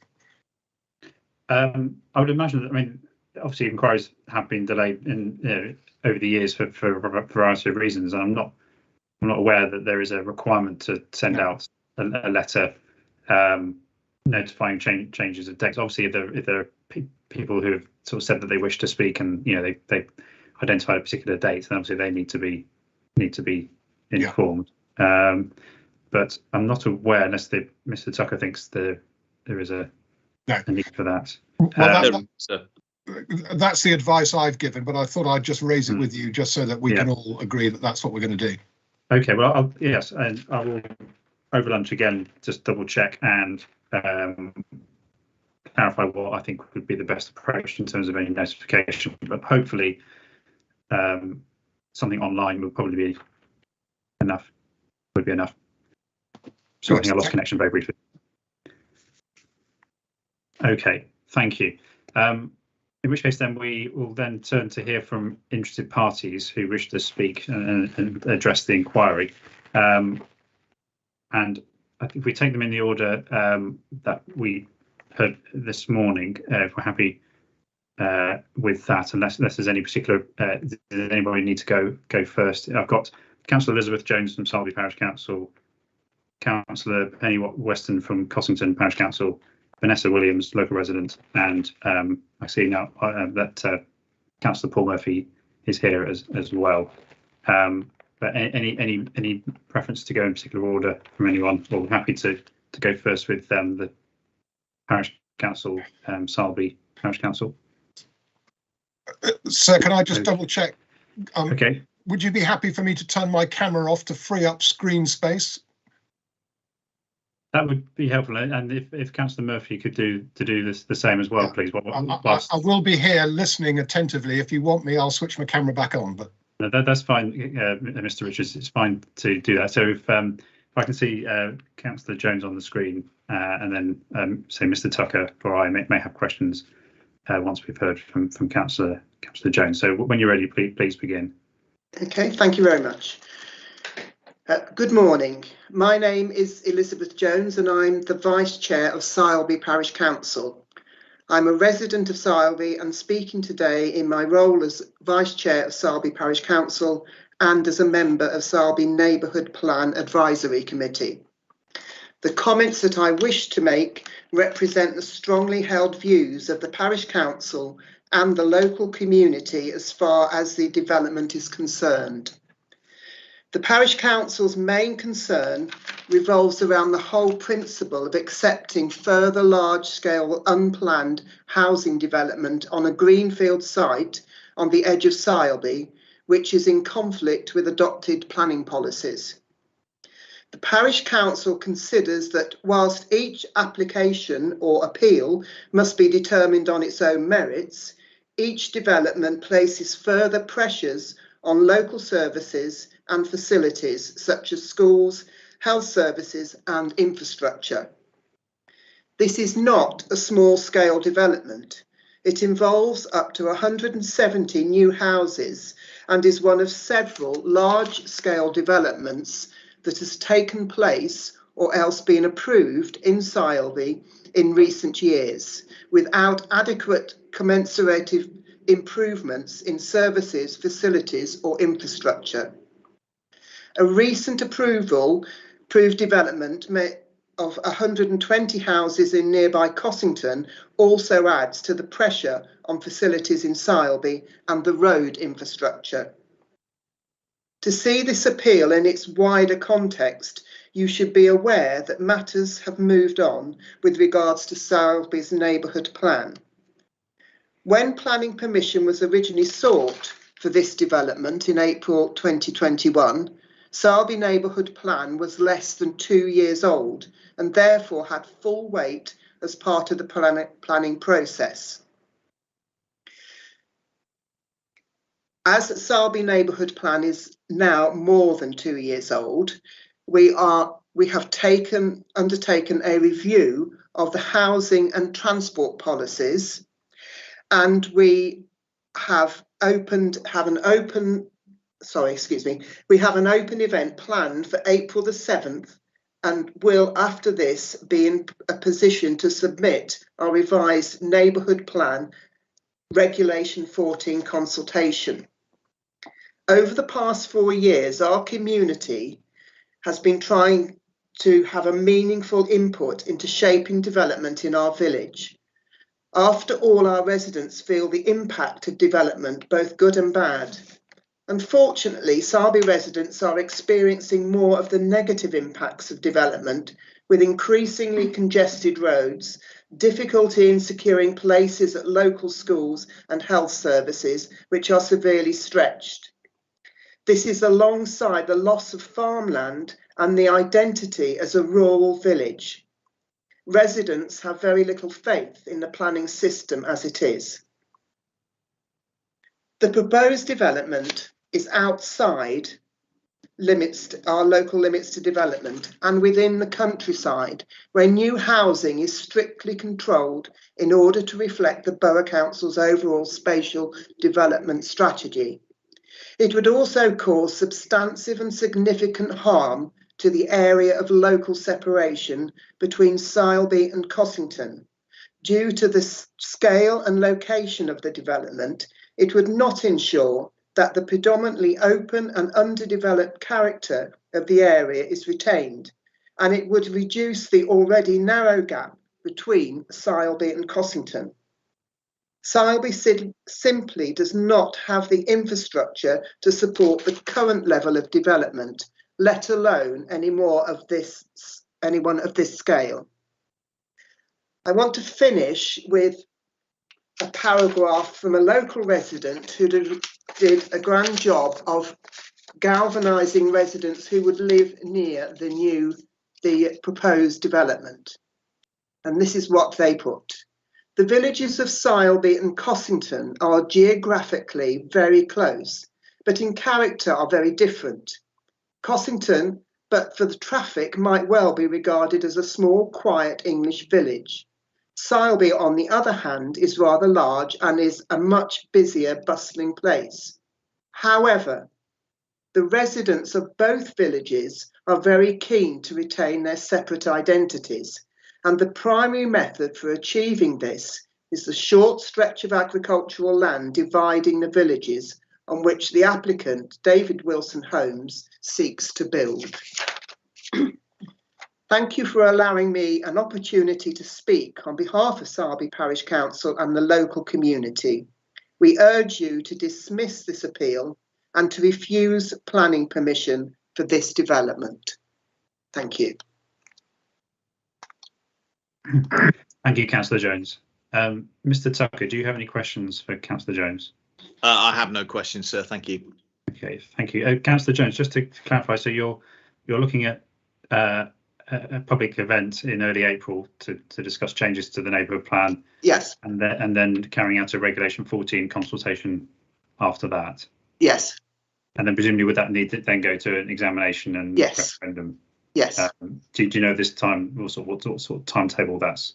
Not sure of the time scale. We have, we have now produced the pre-submission changes to the neighbourhood plan, so it will become our new pre-submission neighbourhood plan.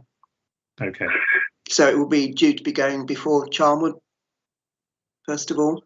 Yes, as a process. We have made an allocation of, our allocation will be just for 18 houses, having been allocated 2 new developments fairly recently by Charnwood. We literally have only to allocate 18 houses according to Charnwood's number of houses that we should have in our village.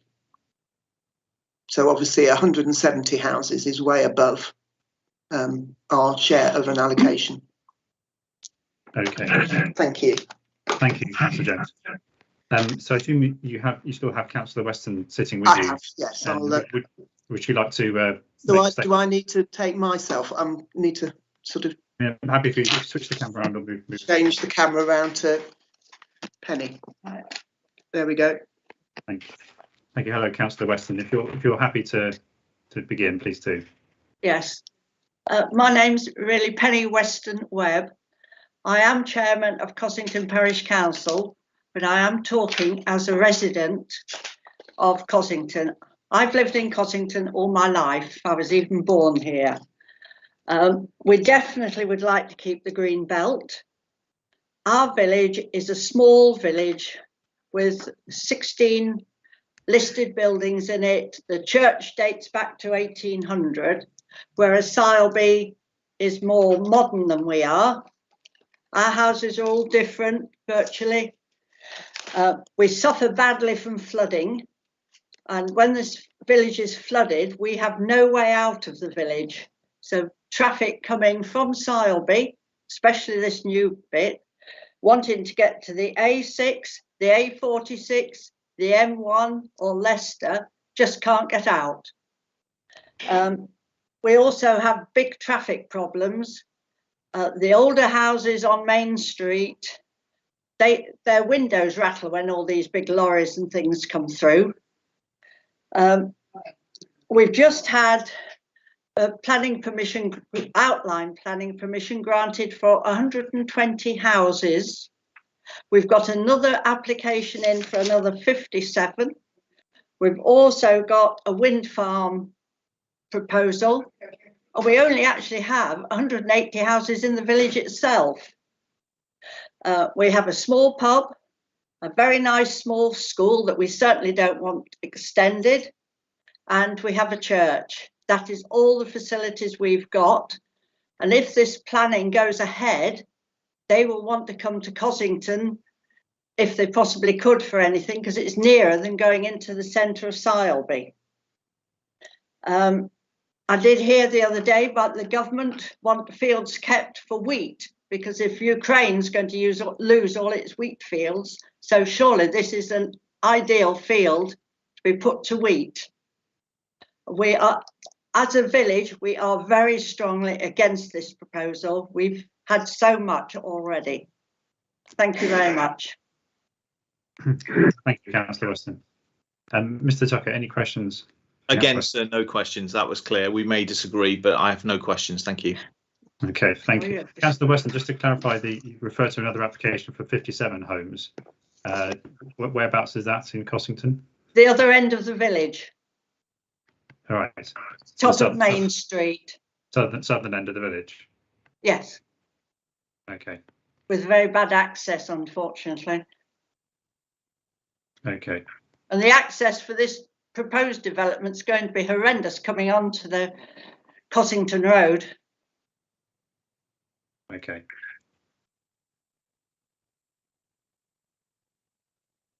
Thank you, Councillor Weston. Mr. Richards, you have your hand raised.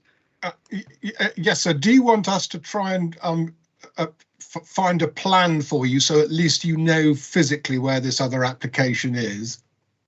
That would be helpful. I mean, if that also picks up on other development sites around Sileby as well, because I know I've asked a question about Barnard's Drive and so on. Yeah.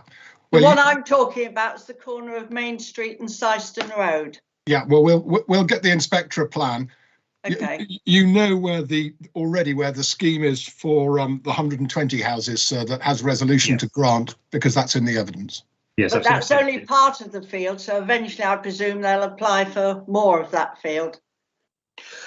Not possible to speculate, I'm afraid, but no, I know it's not. I'm aware where that site is. Okay. Thank you, Councillor Weston, for your time.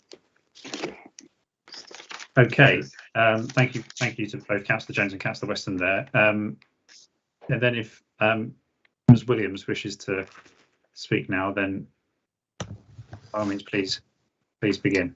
Hello there, my name's Vanessa Williams. I am a resident that whole of the property borders with the boundary of the proposed development.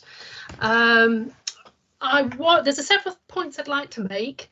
One, I'd like to know what type of housing is proposed. It's quite difficult to see from the proposed plan what's what and where it's planned to be, and whether that's actual or whether that's just a plan. So I'd quite like to know that.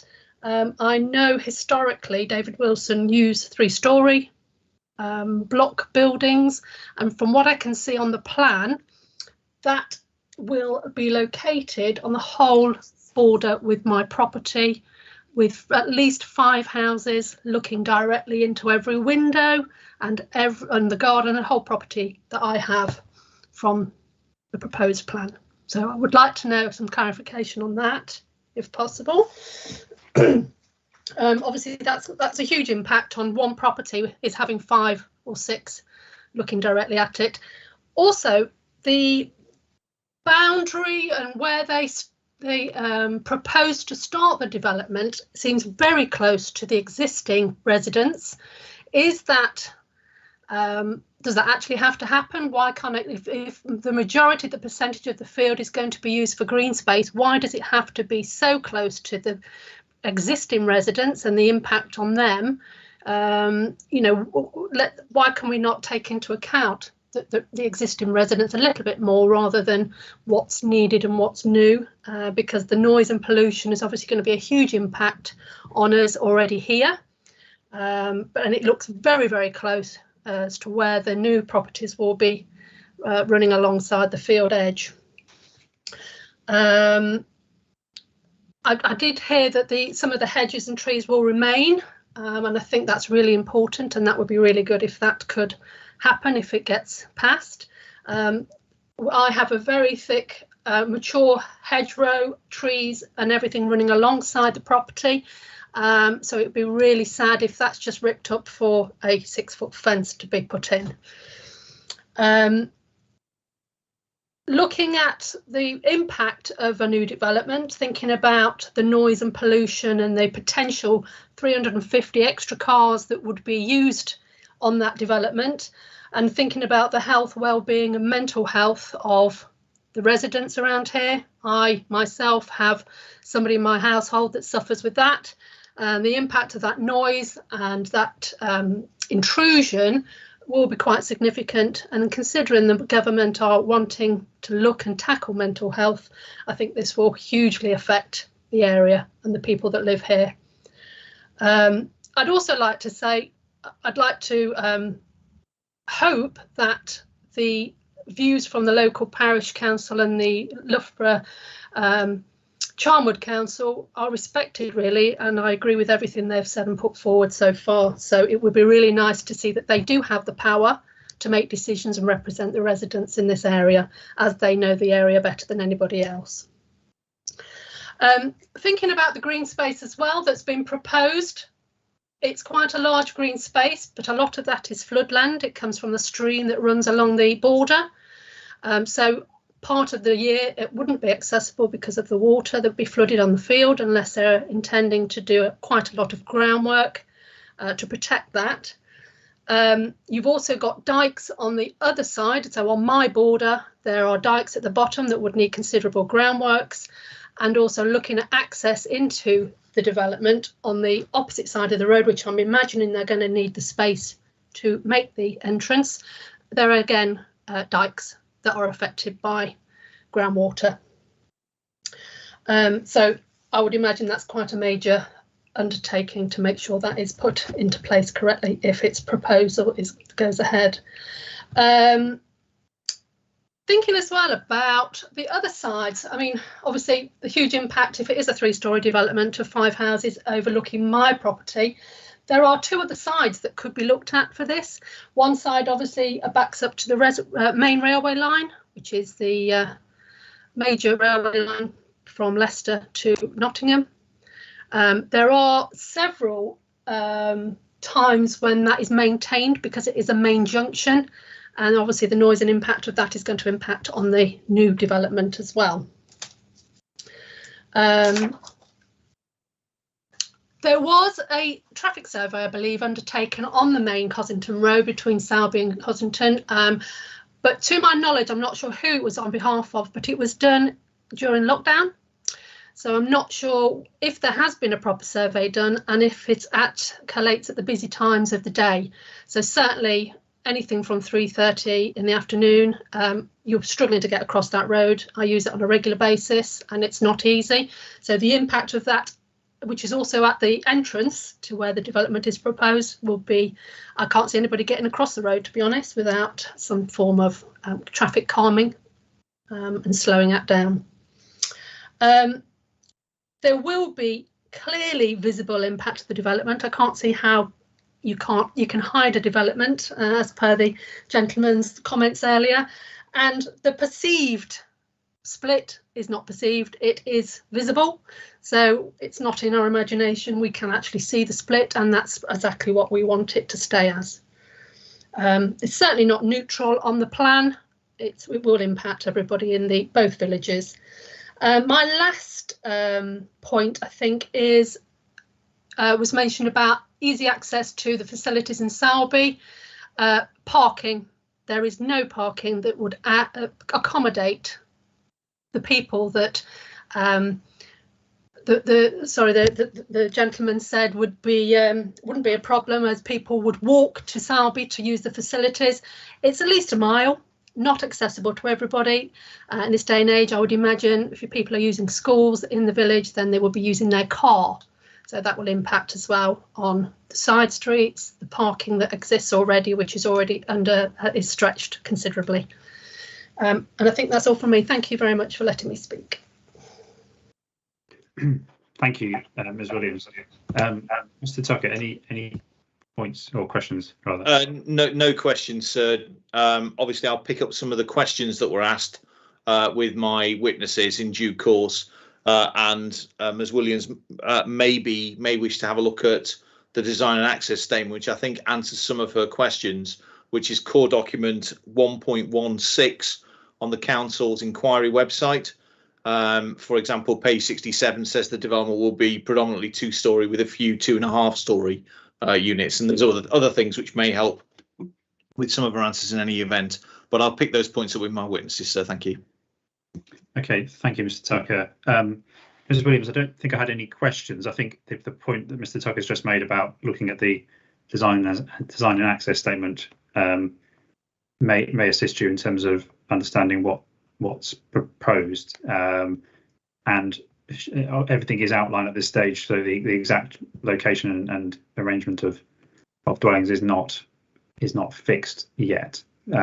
So that is something that we require further consideration. But I don't think I have any specific questions. But thank you for all the points that you've raised. I've made note of those. Yes, thank you. Thank you, Ms. Williams. Okay, and then if we can turn to Councillor Paul Murphy, please, if you're ready to speak, Councillor Murphy. Good afternoon, thank you. Hi. First of all, I would like to take this opportunity to thank you for allowing me to speak at this appeal. Whilst recognising that there is a shortage of housing nationally, both myself and Councillor Andrew Paling support Charnwood Borough Council's view that this application should be refused on the following grounds. Number one, the significant harm to the area of separation between Sileby and Cossington. Number two, building on a greenfield site where there are many areas within the borough that have brownfield sites that need to be developed. Number three, have traffic issues been taken into consideration whilst recognising that Sileby is already suffering with roads and junctions that are well over capacity, and that has been recognised within the Sileby neighbourhood plan and traffic surveys. Number four, the overbearing impacts to Sileby if this proposed development should be considered. And number five, most significantly, the impact on the infrastructure of Sileby, whilst recognising that 106 agreements are in place for new developments to help the communities within the village. I would like to make a point that currently our local schools are working to a point of overcapacity. Local doctors' surgeries have no further room for expansion due to their location. I would like to make a point of the developers answering the schooling problem is to provide a bus service that takes our children to other schools within the borough. Surely this can only be described as a draconian measure when we should be providing local school and appropriate local medical facilities to support this development. In summary, both Councillor Andrew Paling and myself stand by the discussion that this application should be refused and fully support Charnwood Borough Council in their reasons for refusals. Once again, I would like to thank you for giving me the opportunity to speak. Thank you very much. Thank you, Councillor Murphy. Mr. Tucker, any questions for Councillor Murphy? Again, no questions, sir. Thank you. Okay. Thank you, Councillor Murphy. I have no questions either, but thank you for speaking this morning. Thank you very much. Bye-bye. Thank you. Are there any other interested parties who wish to speak who haven't already identified that they wish to do so? Okay, if there are, at a later stage in the inquiry, then if possible, we will accommodate them, but we'll have to see how the programme and everything runs through. But if there's anybody else, if that can be brought to my attention, please. It's just gone 12:20, so we have two options. I'm happy to move on to the question and answer session with the first of the technical witnesses, or alternatively take an earlier lunch break and come back and discuss that after lunch. I assume your witnesses are sort of here, Mr. Tucker. They are, sir, and entirely a matter for you as to which one you prefer. I think it might make sense to do it all in one session, but I don't know how many questions that you might have, sir, so I'm in your hands. Okay, I mean, I think probably yes. I mean, this session can continue until we've said until 1:30, but I'm not necessarily going to sort of insist on that. But I suppose we must as well, if we maybe start with the highways witness first. Yes. And if we maybe hear from him first, and if that, depending how long that takes, we may need to break for lunch and then come back for the other two witnesses. But we can sort of see how that goes, and obviously it depends on if any interested parties have questions for Mr. Holland. Yes, sir. Happy to ask Mr. Holland to come forward, okay. And then others can be this afternoon. Okay. Hello. Hopefully you can see me on the screen. Yes, I can see you. Thank you. So I don't know if Mr. Tucker just wants to introduce Mr. Holland, if that's of benefit, or. Yeah, I'm happy to, and it may be that Mr. Holland could perhaps identify the documents which are of relevance, not necessarily that you have to get them out, but which are of particular relevance in transportation terms. So you are Robert Holland. You're an associate director of Tetra. They can't say it. It's much easier when you're a white young green. Tetra Tech Limited. You're the Appellants transport consultant. Can you just state your credentials, please? Yes, I've got circa 20 years experience in the transportation industry, work in the private sector, and my background is primarily involved with development related transport planning, so preparation of transport assessments, travel plans typically. Thank you. And you have a BA Honours degree, and you're a member of the Institute of Highways and Chartered Institute of Highways and Transportation. Is that right? That's correct, yes. Thank you very much indeed. Which documents are of relevance for the inspector's consideration of transportation issues? Okay, so core document 1.13, which is the transport assessment. Core document 1.14, which is the travel plan. Core document 1.15, which is the drawing of the proposed site access junction. Core document 2.02, which is our response to some highway authority comments after the application was submitted. Core document 2.03, which is the stage 1 road safety audit response.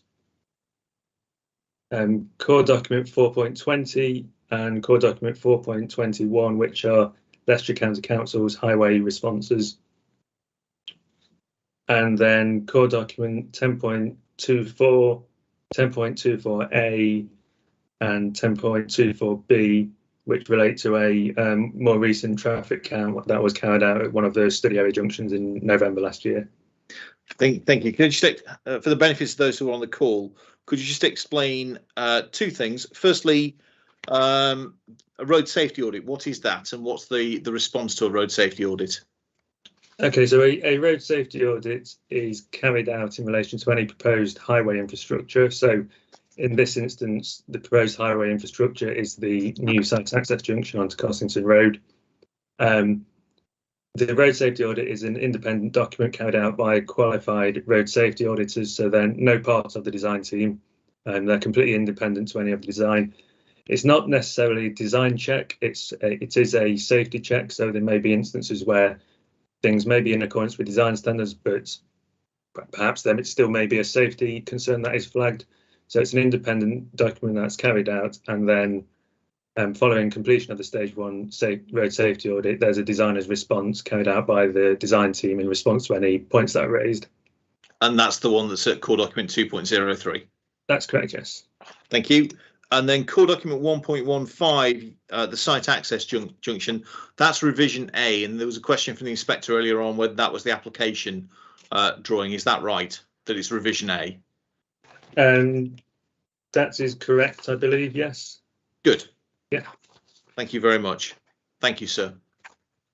Thank you for that introduction. And yes, on that last point then, so Mr. Holland, revision B, I think, was that produced at the time when the speed survey was showing a faster speed along the road, and therefore visibility space would need to be greater? That's correct, yeah. So when the plan application was submitted, the visibility displays were shown in accordance with the speed limit, with the 30-mile-an-hour speed limit. Following submission of the application, Leicestershire County Council asked that a speed survey was carried out. The reason one hadn't been carried out prior to that was because the transport assessment was prepared during COVID-19 restrictions, so any surveys weren't considered representative. So we weren't able to carry out new surveys at the time of the transport assessment, but following submission of the application, a speed survey was carried out. Speeds were shown to be slightly above the 30-mile-an-hour speed limit, but we've demonstrated that visibility displays can be achieved based on the recorded speeds. Yes, but in reality, is it now the case that traffic calming measures are proposed for Cossington Road, which would bring it back down to a 30-mile-an-hour? That's correct. That's correct. Yes. Yes. So therefore, that's why revision A is the correct plan, because that shows the visibility display for 30-mile-an-hour. Yeah. Yeah. Okay. Thank you. I suppose on that topic of the traffic calming measures, what's envisaged as part of that, please? At this stage in the design process, it's just a commitment that traffic calming will be provided. This was discussed with Leicestershire County Council. They have agreed that traffic calming can be provided, and they've suggested a planning condition to deal with that. So it would be picked up at the next stage in the design process, which isn't an uncommon way of dealing with this type of issue. Okay, so presumably the works would require Section 278 agreement to carry out. That's correct. Yes. Yes. Okay, and I think there's a condition that would secure that sort of undertaking. Yeah, there's a condition that would secure that, and also the any traffic calming that would be required. Okay, thank you for that. And then on a related point, then the footway improvements, which I think are shown on or referred to on that revision A plan and the revision B as well. But looking at the revision A, could you help in terms of the extent of footway widening? Is it the full length of the site boundary with Cossington Road, or just a section of it? It's the full length of the site frontage along Cossington Road, so it'll be widened to 2 metres along that full length. Okay. So at the moment it varies, I think, from my site visit, pre-inquiry site visit. There's a variation in width. It does vary. I'm not sure the exact width, but it does vary, and it's certainly narrower than 2 metres. Okay. Thank you. Okay.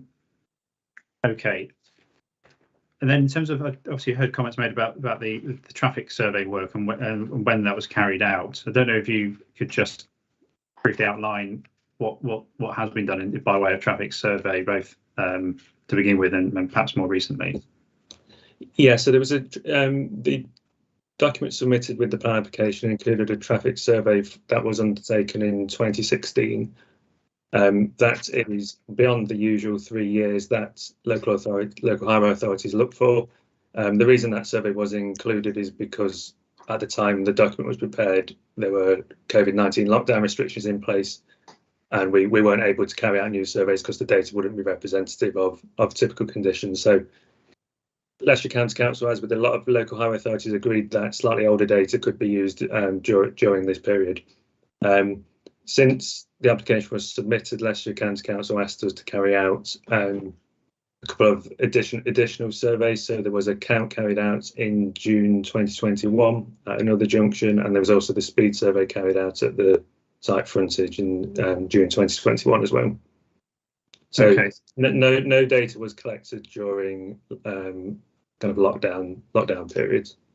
Okay. I appreciate that somebody mentioned surveys being carried out during lockdown earlier. It wasn't anything to do with this application.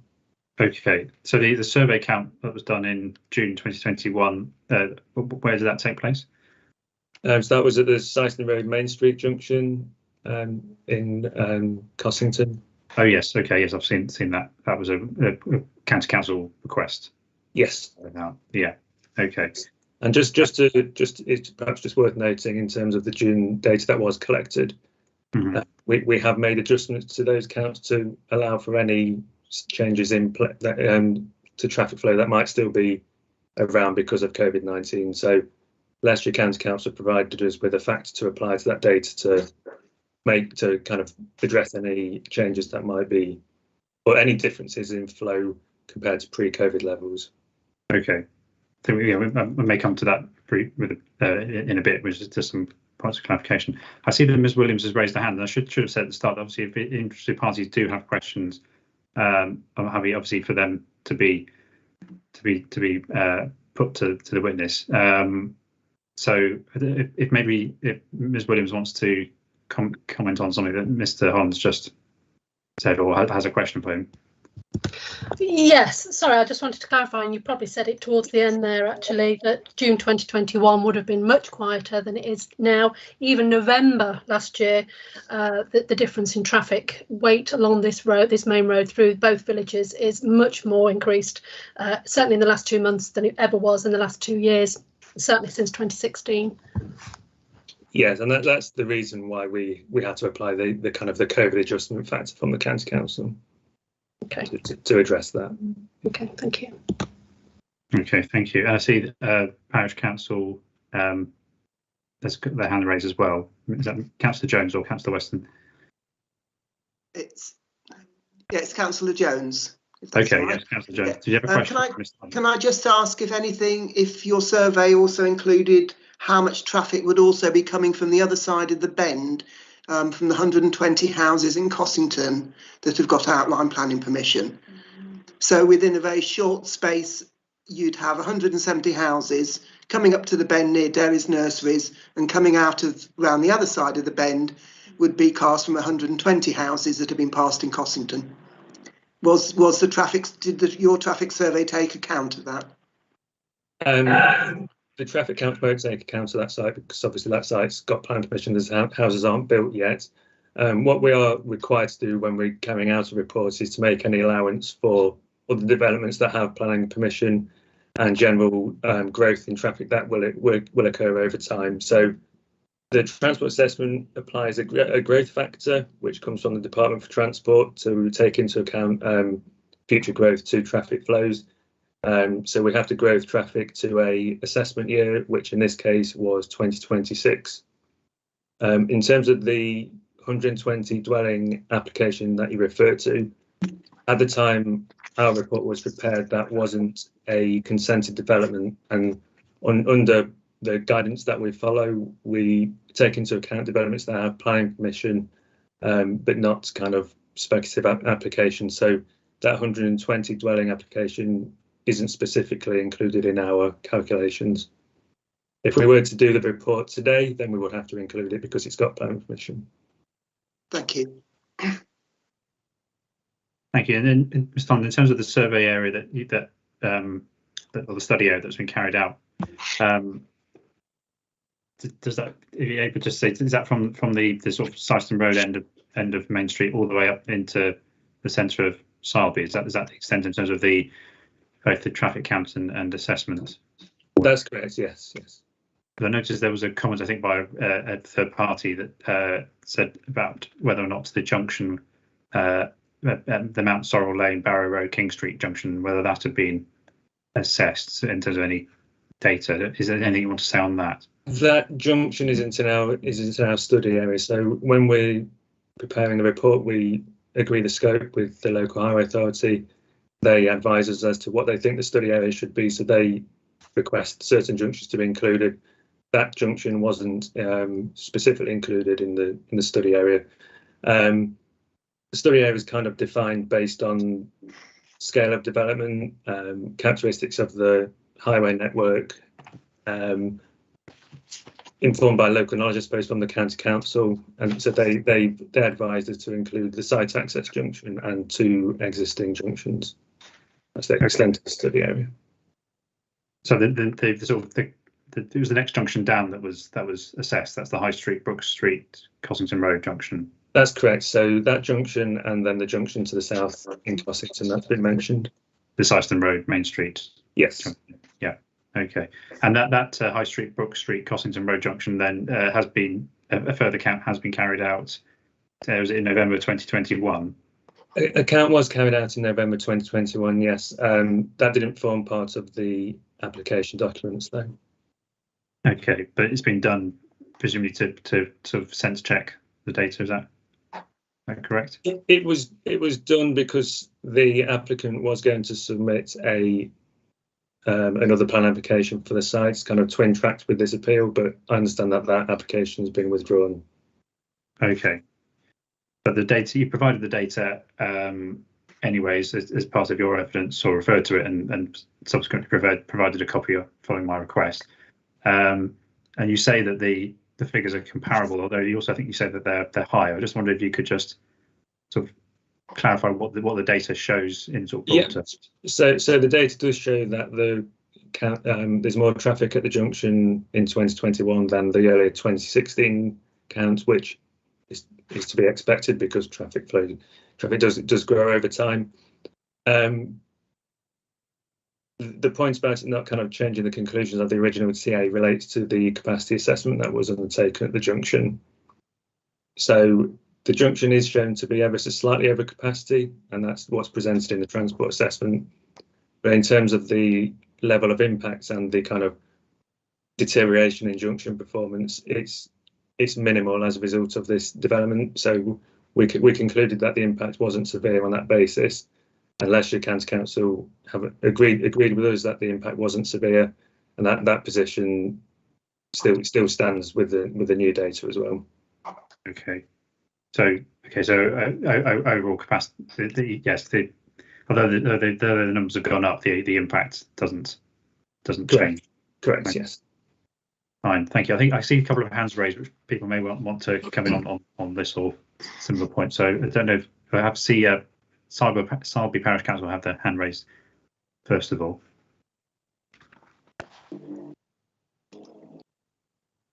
Sorry, I didn't quite get, when you do your traffic surveys, you don't actually have to take into account the overall junctions in the rest of the village? So you didn't take into account Mount Sorrel Lane, Barrow Road, High Street, King Street junction? No, that was outside of the study area.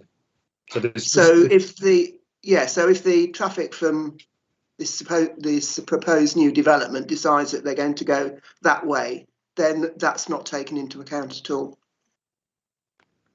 The impact on that junction isn't taken into account. We agree the study area with Leicestershire County Council, and they ask us to consider certain junctions. That junction wasn't specifically asked to be included, so that hasn't been included. We do look at the distribution of traffic. I mean, the basis for defining the study area is basically the area of impact, I suppose. So the junctions where the development's likely to have greatest impact are considered, but as you go further afield, traffic disperses over a wider area, and we're not specifically asked to include certain junctions. Okay. Just on the junction you referred to, it's perhaps just worth noting that the 120 dwelling application didn't look at that junction either, and it also didn't look at the Brook Street junction to the south, so they actually didn't look at any junctions in the centre of Sileby, whereas we have looked at one junction in the centre of Sileby. Yeah, we're just going to say that that's the main junction that is really over capacity, severely over capacity, and the local the Leicestershire County Council have now recognised that and it's less than 6 metres, and it has a Grade 2 listed church right in the middle of it, so there can be no mitigation for that junction. So any new developments in Sileby do have an impact on that junction. Yeah. Even if you don't, I can understand that you don't, obviously it doesn't come into your remit, but it's just looking at the overall impact that these developments have had on Sileby. So I'd ask the inspector to basically bear that in mind. Thank you. I think from our point of view, it's the locations where the impact is greatest. That's the junctions we're interested in, where there might be a severe impact. Yeah. But I appreciate your point that cumulatively at all the locations throughout Sileby, there might be, there's obviously concerns that the parish council have got. Okay, thank you, Councillor Jones. Thank you. Councillor Astill has a hand raised. I don't think we've spoken yet, Councillor Astill. Are you on the parish council or borough council? Yes, I'm a member of Sileby Parish Council and I'm also the chair of Sileby Neighbourhood Plan. Okay. Do you have a question for Mr. Holland then? I have two questions. The first one is looking at these highway surveys that haven't taken into account the impact of traffic on the Brook Street junction and also the King Street Mount Sorrel Lane ones. When you say that traffic disperses, any traffic heading north from Cossington has to pass through one of these junctions at some point. It can't just vanish into midair. So there's clearly going to be some impact of that development on these junctions. Cumulatively, we've had another application granted permission at Barnard's Drive for 228 houses. Within the traffic surveys for that, both junctions were acknowledged as acting as above capacity. We've also got another application for 55 houses on Homefield Road that was granted permission. Again, these junctions were noted as above capacity. So it seems strange that a development within the same village as these hasn't looked at these junctions and looked at the impact that traffic will have on them and whether that impact is severe. The other question is that, as you're probably aware, Sileby suffers with flooding, as does Cossington. And when the Soar Valley is flooded, many of the options where traffic can go are limited.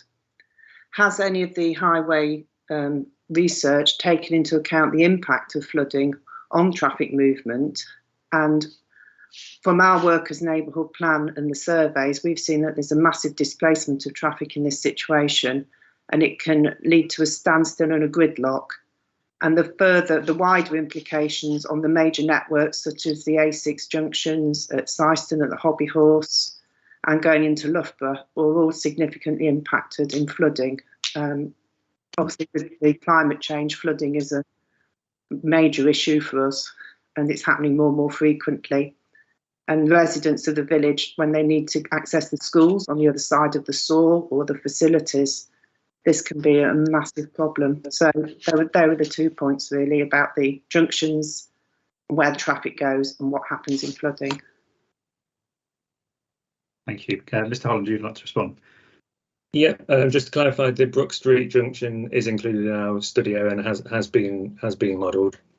And as I said earlier, we have to look at junctions where the impact might be considered severe.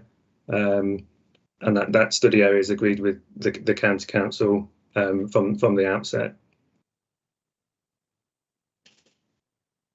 In terms of the points about flooding, yep, I'm aware that in times of flooding, when roads are closed, traffic flows can increase through Sileby. Our report assesses conditions based on typical conditions. Flooding would be considered to be an abnormal situation in that sense, similar to if there was perhaps a collision and there was a road closure, or if there are roadworks and there's a diversion route in place, that sort of thing. So our assessment is based on typical conditions rather than abnormal periods. We're not requested to consider abnormal situations such as road closures for various reasons. I think an assessment of traffic conditions during periods of flooding would be a separate study outside of the remit, what would be expected of a developer as part of a plan application. Okay, thank you, Mr. Holland. In terms of Any other questions? I think there was been some comments made this morning about sort of parking issues and travelling into Sileby, and you know, do you have anything to say about whether or not people would walk to the centre of Sileby for services, and if they chose to drive, would there be parking problems? Yeah, I think in terms of that, I think we'd probably draw upon the kind of the location of the site and its kind of sustainability. I mean, I appreciate that there have been some comments made today about people not perhaps wanting to walk into the centre of Sileby, but there are bus stops outside the site frontage with an hourly bus service to Loughborough and hourly bus service to Leicester. The primary school in Cossington is just down the road. The proposals include the new section of footway along the site frontage to hopefully make it a bit more attractive to people to walk. The centre of Sileby is the train station, which is, I think, circa 750 metres, something like that. We measured off from the site. That again, that's got services to Leicester, Loughborough, Nottingham. So for a village location, we think the site is sustainable. It's well connected, meets all the requirements in terms of accessibility to bus services, rail services. It's got good walking connections. So the alternatives are there for people to travel locally without needing to use their car. In terms of parking availability within the centre of Sileby, I mean, car parking capacity isn't something that was specifically asked of us to look at as part of the transport assessment. It wouldn't typically be included in a transport assessment for something like this. I think where it might be something that would be looked at would be if there was perhaps a development that was resulted in a loss of town centre parking, then we'd have to assess whether or not that parking can be provided elsewhere. But in this instance, we're not having any impact on existing parking provision in the centre of the village, so it's not the capacity of parking hasn't been considered in detail. Now, I'm aware that Chelmsford Borough Council, in consultation with the County Council, have in the past, and I'm assume they still do. They do assess parking in villages and towns within the borough, and when they're assessing parking requirements, they do consider future growth and look at the parking requirements in different locations. Going forward to hopefully make sure there's suitable provision for people to visit the village. Sorry, on mute. Yes, so sorry, I had a dog barking in the background. No, it's not something you obviously assessed or discussed in terms of the parking. It's not something that would typically be looked at for a transport assessment for a residential development of this nature. No, it'd be quite unusual to assess village parking, town centre parking for something like this. I mean, if the County Council had asked us to do it as part of the scope, then we would obviously have looked at that, but they didn't raise it as a concern. It's not something that's ever been mentioned in our discussions with them. Okay. I see Miss Williams has a hand raised and Councillor Astill, so presumably there's a related point. So if Miss Williams wants to go first. Sorry, yes. Just as a pointer of that, I think the proposed plan has advertised Sileby's facilities, as in schools, shops, etc., as being the point of support and having that available to them. But to be able to do that, if you're going to drive there, which I said is around a mile, the car park, the only car park in the centre of the village, serves anybody working in the village, the train, people using the train to get elsewhere. So any other visitors, and I know for a fact from using the facilities in Sileby, getting a space in that car park at 9 o'clock in the morning is nigh on impossible. So adding to that potential does need to be considered, I think. If you're using Sileby Village for the GP surgery, the shops, the train station, the schools, to be able to use that is already stretched. So I can't see how that could accommodate more. Okay. Any comments in response, Ms. Todd? I mean, it's difficult to comment on car park occupancy simply because that hasn't formed part of the scope. It's but future parking provision is looked at by the Borough Council and in consultation with the County Council. Okay.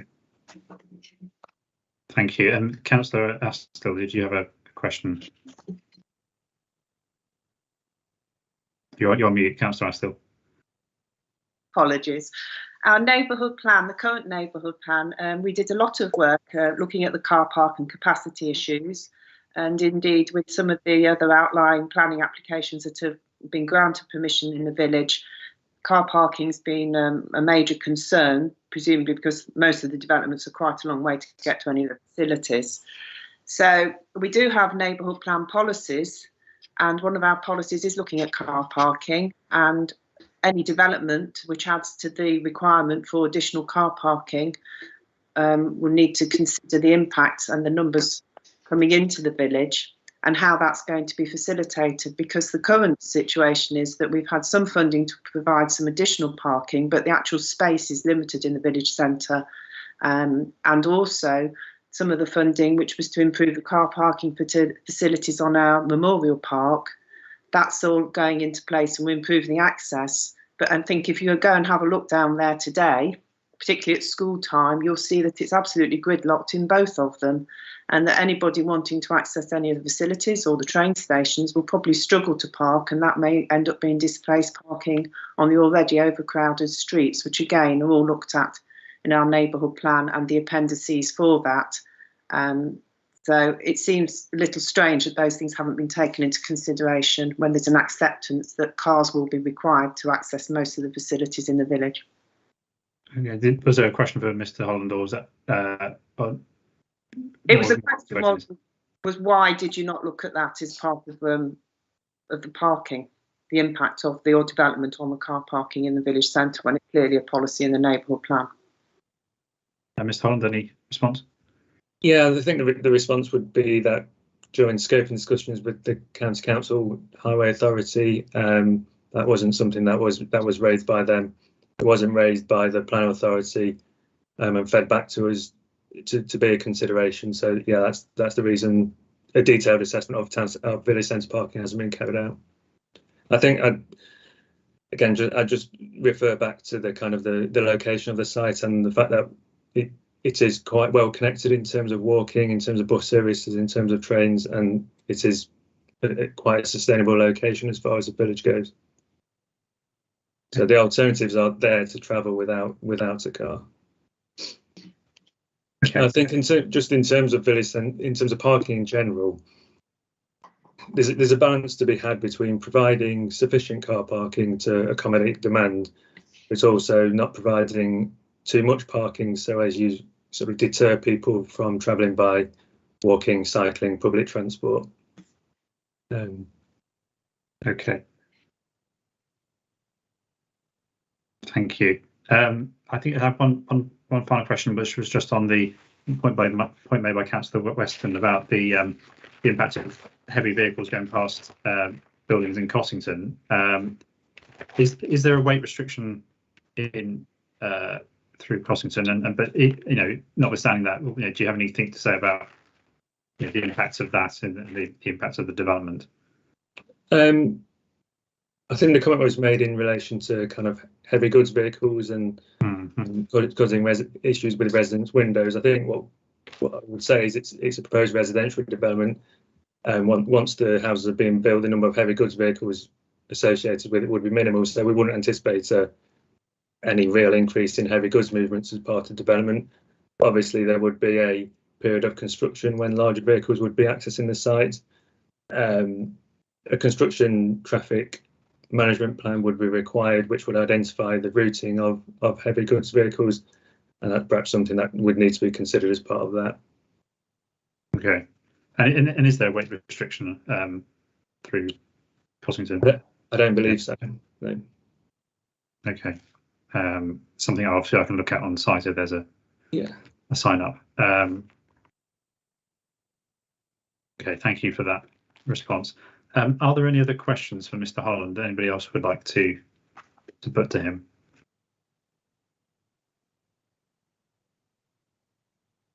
Okay, assuming from the silence that there isn't. That's all the questions I had, Mr. Holland. So thank you for your time and for your answers as well. Okay, thank you. Thank you.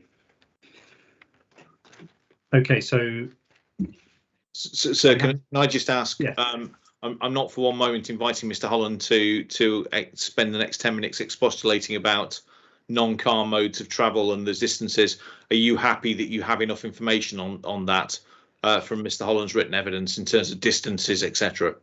Yes, I think I have the information about where things are and how near they are and etc. And obviously I can form a view on that. So thank you. So it's just before 1 o'clock. Are we happy to move on to flood risk, or I'm conscious I did ask about dates and discussion of dates. So it'd be nice to sort of sort out the dates before we adjourn for today in terms of the dates for the rest of the programme. So I don't know whether having a break now would be sensible to allow that discussion to take place. I think so, sir. Yes. If everybody else is happy, we would then come back after the lunch break to hear from Richard Holden first of all on flood risk and drainage, and then from Oliver Ram on ecology matters. But I think if during the break, if some discussion can be had between the parties on dates, that would be helpful, and I'll also try and clarify any sort of notification issues that might be needed. So if everyone's happy, are there any other queries or procedural points before we adjourn for lunch? Mr. Richards. Yeah, just to say, sir, that we've had a look at the various links on the Inquiry Documents Library website, and I'm told that they should now all be working satisfactorily. Okay. Hostage to fortune, I know, but that's the information I'm given. And just to say to Mr. Tucker, I'm available over the lunch adjournment to take his call whenever is needed. Thank you. In which case, if we take an hour for lunch, but should we say come back at 2 o'clock, just so it's easier time for everyone to remember. So we'll adjourn. If there's nothing else from anybody, we'll adjourn and come back at 2 o'clock. Thank you. Thank you, sir. Thank you.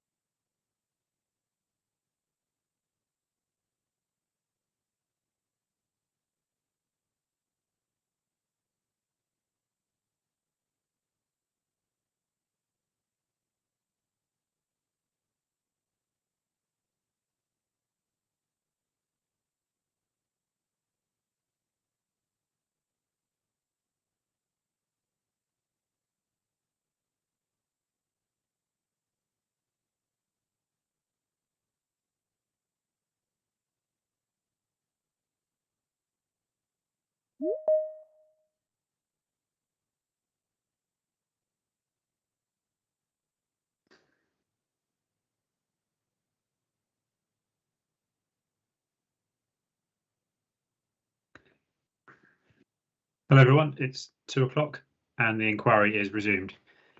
Are we okay to make a start? Yes, sir. Thank you. Yes, sir. Thank you. Has there been discussion during the break about dates at all? Being able to have that conversation?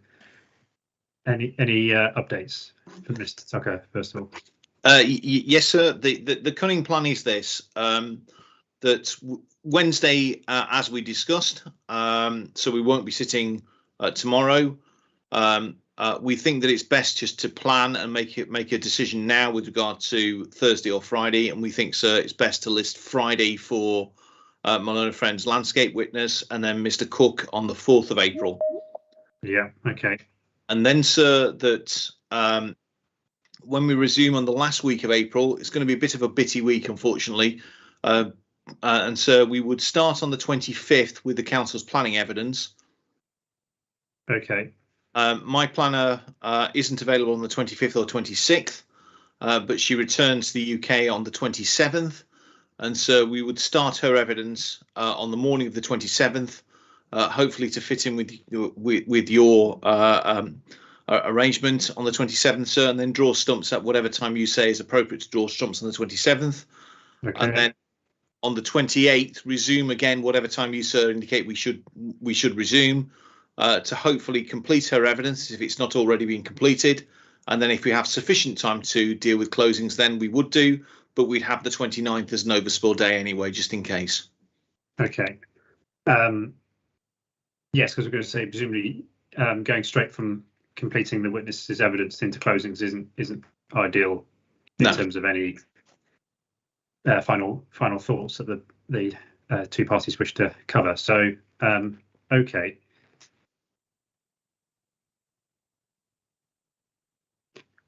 Thank you for that. So yes, so I suppose the question is how obviously the council's planning witness on Monday the 25th would be that would be achievable within the day, based on the timings. And then the appellants it's likely to take up 2 sessions, isn't it? So the first 2 sessions of Wednesday. Yes, I think we were struggling to know at what time we would have to draw things to a close on the Wednesday, so it's obviously in your hands as to whether it's feasible to finish her evidence or not. But you're right, it's essentially 2 sessions. Yeah. Okay.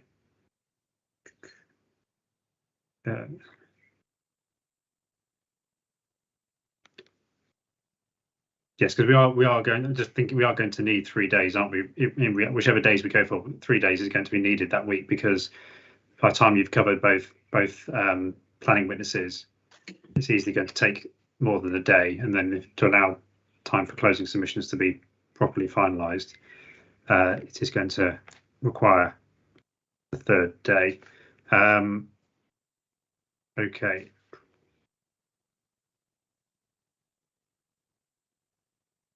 And Mr. Tucker, are you happy with your planning witness not being present for the council's planning witness evidence? I am, sir.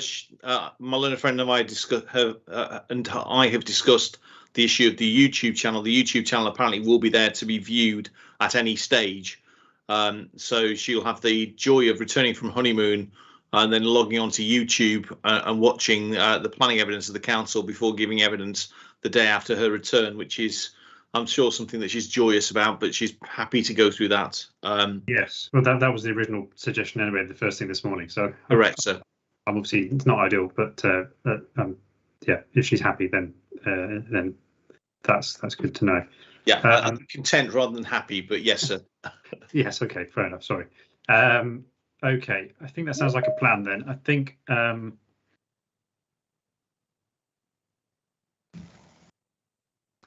Yes. Are you happy, sir, that you can do what you need to do? It's the 27th, isn't it? I mean, yes, no, happy that, as it were, we can have 2 sessions of your time. Yeah. Leaving you 1 session. Yes, I think that's possible. I think we have two options. I think we go with the plan you just outlined, and the alternative option is that we don't do the 25th of April, we just run through 27th, 28th, 29th. So we the original plan effectively.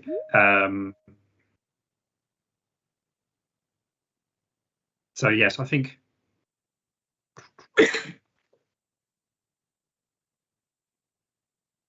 in reality, thinking about it, and sort of, yeah, double checking the necessity of what I've got, in terms of rearranging, or what I can rearrange on the 27th.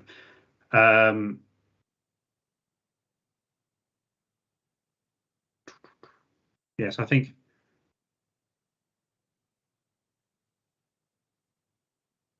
Sorry, my brain is starting seizing up slightly in terms of how it might all work through.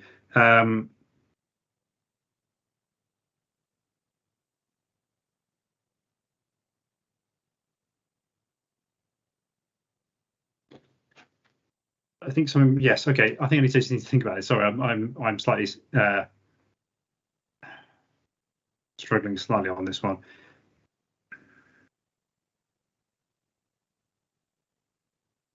Shall we just? I think it would be easier just to go for the 27th through to 29th, and we run through that way. I think. So that would obviously be the most straightforward, but conversely, neither myself nor Mr. Richards want to interfere with your prearranged plans. Okay. So I wonder if it might be an idea, sir, for you to perhaps reflect on that and we revisit this question first thing on Wednesday morning. That might be useful. Yes, I think so. I think thinking on one's feet is not always easy. So, yes. Okay. No, well, I mean, you've been very. I'll double check. And we'll confirm on Wednesday what we're doing. You've been very kind, sir, in accommodating us, and we genuinely don't want to inconvenience you or whatever it is that you've got arranged. So please do opt for whatever is most convenient to you, rather than what you think might be most convenient to us. Thank you, Mr. Richards. I did lose connection briefly then, but I got the end of that, and yes, appreciate your point about convenience. That's fine. I think let's leave it there. We'll come back certainly by Wednesday. If I could confirm in writing by email before Wednesday, then I'll do that as well. But thank you very much for seeking to accommodate my commitments. But are you happy, sir, with this week's proposal? Yes. Not tomorrow, Wednesday, not Thursday, Friday, but Friday. Yes, that is fine. Yeah, that's fine. So we would sit on the 23rd of March and the 25th of March, and then the 4th of April for Mr. Cook. One thing I did think about during the lunch break was whether or not the site visit would makes any sense anymore in terms of it would come between the evidence of two landscape witnesses. So I did wonder whether the site visit would be best arranged sometime after the 4th of April. Potentially the week commencing the 18th of April, just because then I would have heard the evidence of both landscape witnesses before going on site, just in sort of fairness terms. But again, it would depend on availability. Yeah, I suspect so that it probably won't make that much of a difference anyway. But what it would mean is if you saw something on site that you thought it was appropriate to ask Mr. Higson about, then Mr. Higson could be briefly recalled before Mr. Cook gives evidence. And so as not to prejudice Mr. Higson if there was such an issue, and if there wasn't, then sir, we simply crack on. Yeah. Okay, Mr. Richards, any? No, I'd be quite happy with that. I think, so far as we're concerned, the sooner you get onto the site to see the site, the better.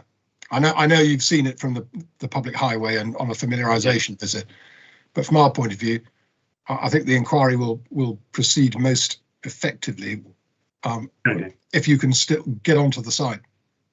Okay, so if the parties are happy, then the 29th of March would be the date for the site visit still. But yes, the suggestion is that potentially if Mr. Higson needs to be briefly recalled for any questions, then that presumably is possible. Yeah. Yeah. Okay.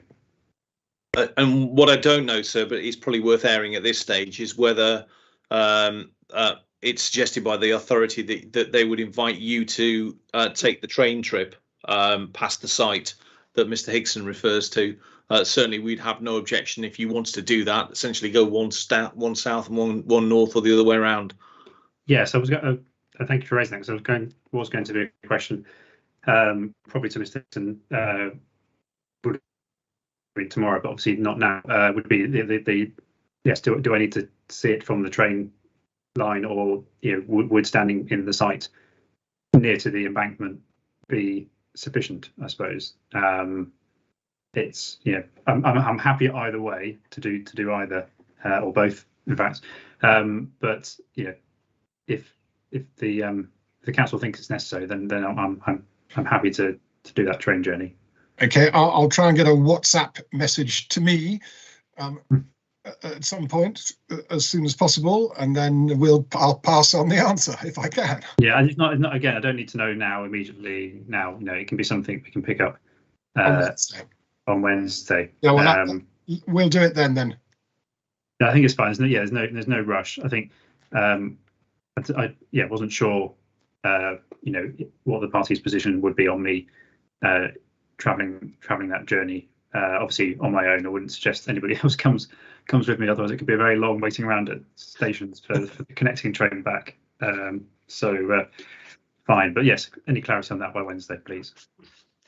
Yeah, I mean, from our part, so we don't think you need to do that. You can go on the embankment and see what you would see on the train, whilst also thinking mentally about how long the train trip would take you, with that being in sight. That said, given that one witness has done it, then it may make sense for you to do it in any event, but that's a matter for you to reflect upon, sir.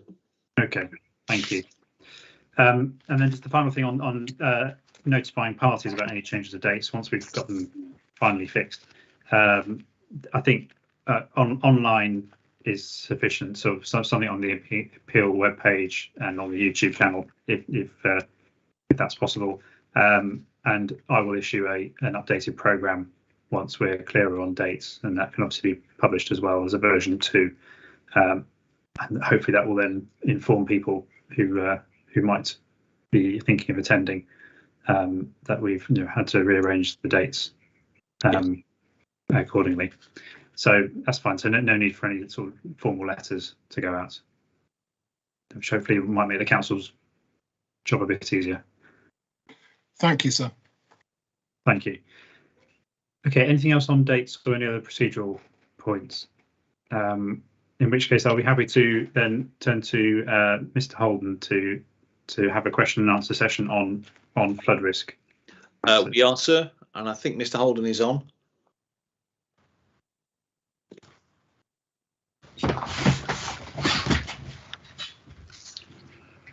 Yep, I can see him. Hello, Mr. Holden. Afternoon. Thank you. So can I introduce Mr. Holden to the inquiry? Yes, please. Are you Richard Holden? Are you a director at Residential and Commercial Engineering Limited? Have you been the appellant's drainage consultant through the process of the application and now the appeal? Yes, I have. Good.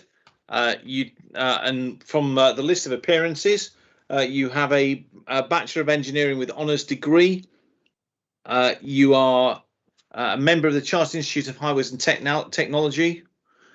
You are an IMAPS. You'll have to remind me what that stands for. She's an incorporated member of the Association for Project Safety. Thank you very much indeed. And just by way of outline, could you just indicate what your involvement in this proposal so far has been, by way of broad overview? Yes, we were instructed by to undertake a flood risk assessment as the development is over 1 hectare. It is a statutory requirement for any planning submission. And as part of this, we assess the flood risk both on the site and adjacent to the site, and also formulate a drainage strategy for the draining of the development. Yeah. Sorry, there's a problem with that. Yeah, I think we're getting. Is it coming through clearly? No, I think you're cutting out from time to time, Mr. Holden. I'm not sure. Sometimes logging off and logging back in again helps. All right. Don't know if you're happy with that, sir. Okay, well, I'll try switching my camera off to start off with and see if that helps. I'd prefer you on the screen, Mr. Holden. So if you log off, then log back in, perhaps. Okay.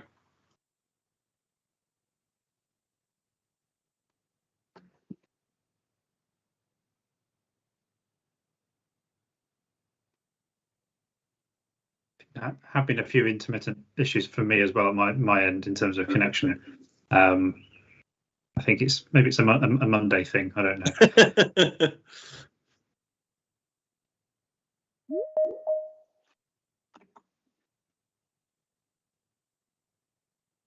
I think Mr. Holden is now back in. Okay.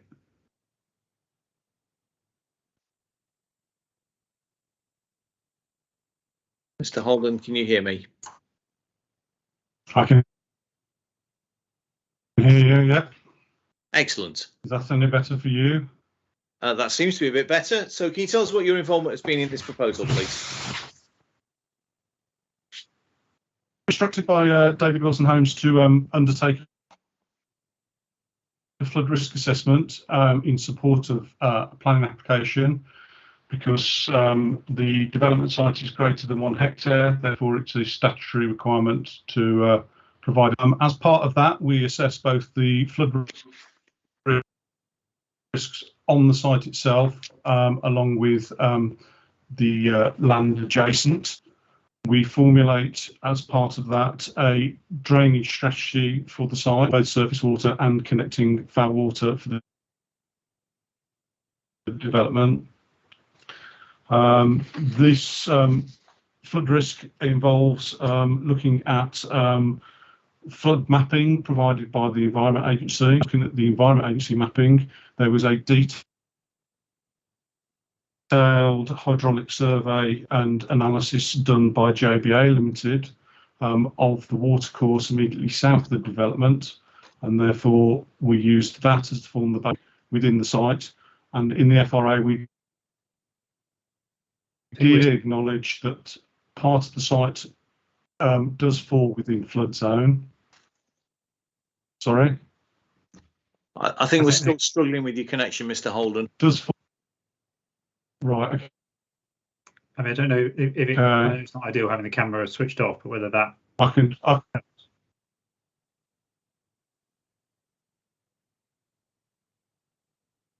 Yeah, we can try it. Is that any clearer with your camera switched? We acknowledge that this modelling, is that coming through better? I think so, but do you want to just carry on, Mr. Holden, see how it goes? Yes, we acknowledge through the FRA and the flood modelling done by JBA that there are elements of the overall site that were plain. However, we did indicate that the actual development part of the site, only a very small amount is within that floodplain. The majority of the floodplain actually what's going to be proposed as green space.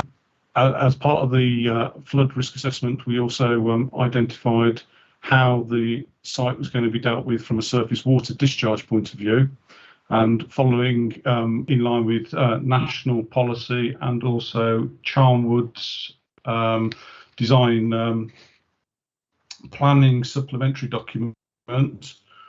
It is designed to mimic greenfield runoff. So we will discharge the site at the same discharge volume as the current field does. We went through this process. We identified through a developer inquiry with Severn Trent Water a suitable discharge point system. In discussions with the appellant, we had further investigations because there was some information discrepancies with the Severn Trent Water. It was identically had a backfall and actually it was a highway drain draining in a different direction. And at that point, we updated the flood risk assessment and the accompanying drainage strategy report. This was submitted to Severn Trent Water and also the lead local flood authority for their review and comment. Both reviewed it in August and early September last year and accepted this for the surface water for the site.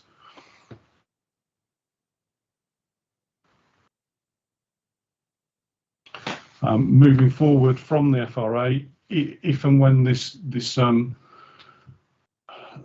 appeal is heard and admitted, then a more detailed design will be undertaken, which would go through technical approval processes with Severn Trent Water as the adopting water authority, with the LLFA, the party responsible for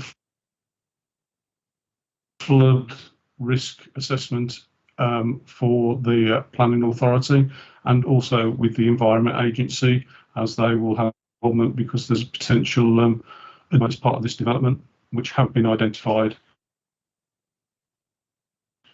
in principle on the submitted documents. Okay. I think Mr. Tucker, did you want anything else, Mr. Holden, to say anything else by way of introduction, or? No, not at all, sir. That was it. So it's perhaps useful to test his connection in any event. Yes. My impression is that we're getting everything. We're just having a pause every few seconds. So if you're content to carry on, then so am I. Okay, thank you. I think we'll sort of carry on, see how it goes. If it's proving difficult, then we may have to change plan. But yes, sir. Thank you. So, Mr. Holden, just to understand in terms of the flood risk elements that are applicable to this site, there's from what I understand from the information I've seen, there's a flood risk issue relating to rivers in terms of parts of the site being within zone 2, the southern part of the site being in zone 2, but there's also a surface water flood issue as well along the sort of next to Cossington Road. Is that right? There's this sort of 2 elements of flood risk here. That is correct. The first element is related to the rivers, as you. Second is really due to the topography of the site. There is a low-lying pocket of land adjacent to Cossington Road, which any would, due to the general topography of the site, that is what the direction that it would flow towards. And as it is just a low-lying pocket, it will sit there really until such time as either the level rises sufficiently to spill over into the road in another direction back towards the watercourse. And so the surface water risk obviously could be through heavy rainfall events or the runoff from the site towards the road. Is that understood that correctly? Yes, so it is identified that due to what we're proposing from a development point of view, the surface water that actually runs into that low-lying parcel of land will be collected as part of the development on-site pond open attenuation. Yes. And therefore the risk of that surface water building up to a level of flood Cossington Road is drastically reduced due to the development. Okay. So the surface water issue is addressed through, as you say, through design. That's what you're saying. And then the river flood risk, is that addressed Yes. more through the location of the development on the northern part of the site? Is there anything else that the development does in terms of flooding from rivers? The development, because yes, from the flooding from rivers for greenfield developments,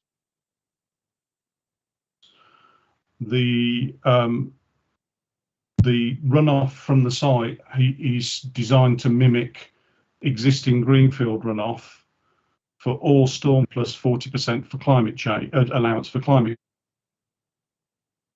change. As identified in the core documents 1025, I did identify at a rate of 4.4 litres a second per hectare, but for all storm events up to the 100-year plus 40.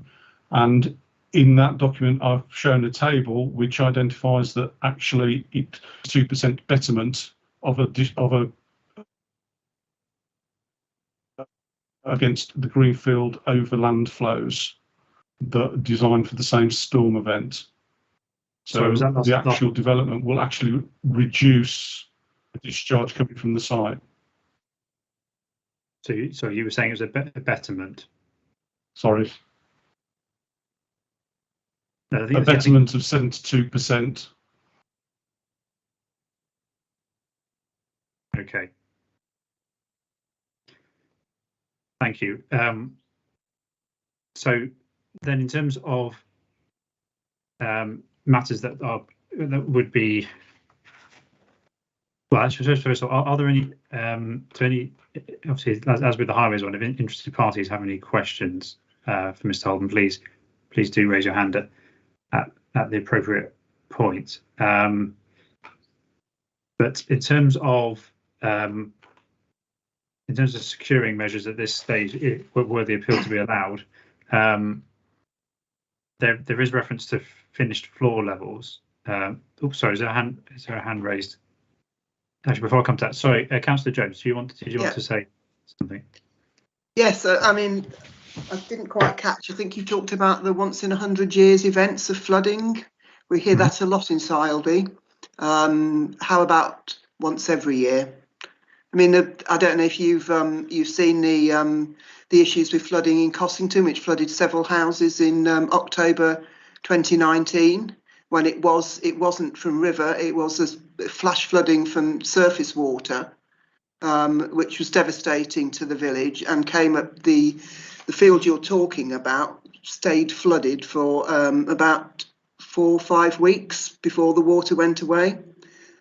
And it was flooded right up to where you're proposing that the road comes out onto Cossington Road from the new development. There is serious issues with flooding all along that valley because it's quite low lying, and the ditch, the brook, which is Cossington Brook, mitigation was happened after that flooding event, but it's in the last lot of serious rain we had a few weeks ago, it was filling up again. So that brook is prone to overflowing. That brook between Sileby and Cossington is prone to overflowing. Okay. Just hold on, any response? Yeah, thank you for your comments. We were aware of the flooding that took place in 2019, and that was alongside the JBA modelling report for the development. And with regards to the 100-year, and these are levels banded around. It's not a storm event that will happen every 100 years. It's statistically, and this is the problem, it's a statistical label rather than it will only happen until sort of 2022. So it is that it is statistically the how regularly it occurs. With regards to the flooding and the extent of in the field, which is the development site, the mapping that was done by JBS that flooding extended up the site, and on the plan, core document 210, those extents identified that it does match what the councillor was saying with regards to how far it extends into the site entrance, and that it has been identified that mitigation works will be required, that where we need to raise levels in order to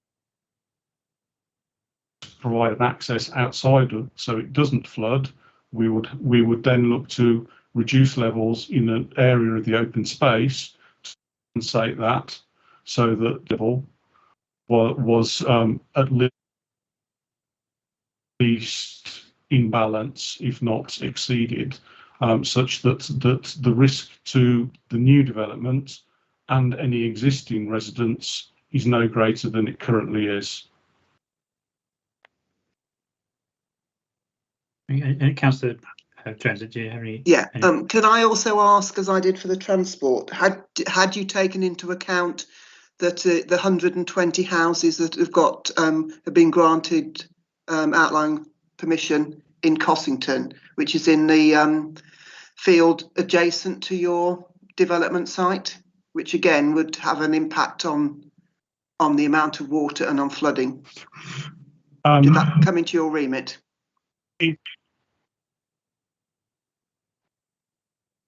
It doesn't come into our remit as such. However, because that development would have to apply the same approaches that we have to cause the similar amount of benefit with regards to controlling the surface water discharge from the site as the proposed development here, and therefore actually needing to consider that as a risk is minimal.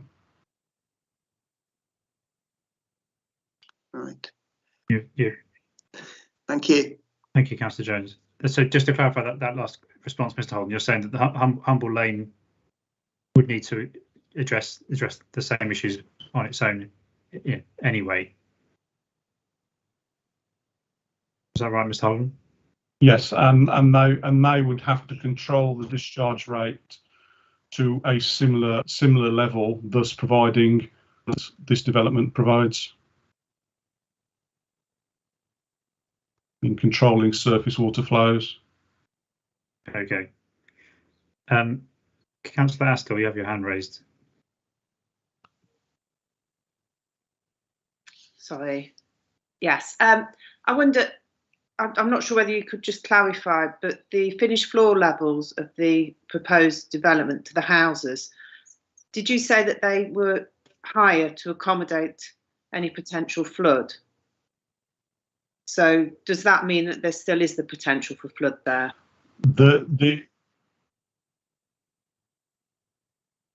No, the statutory requirement from the Environment Agency is the floor levels of any proposed developments are higher than the floodplain level. In their response, which is core document 4.5, they were than the 100-year plus 50%. We are currently proposing to actually provide it at 600 millimetres above the 1,000-year event.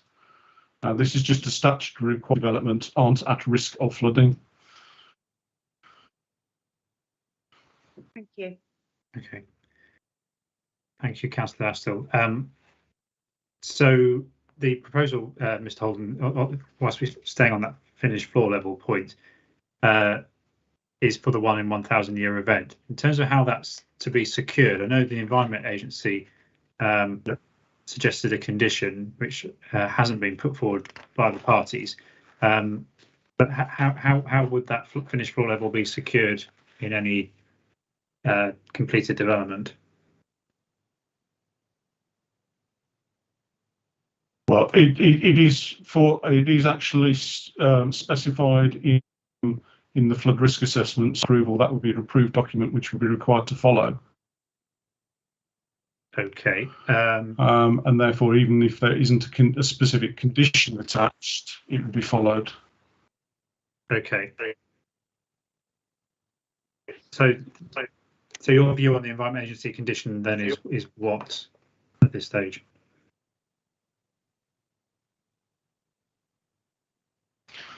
They're saying 600 millimetres above the 100% flood line.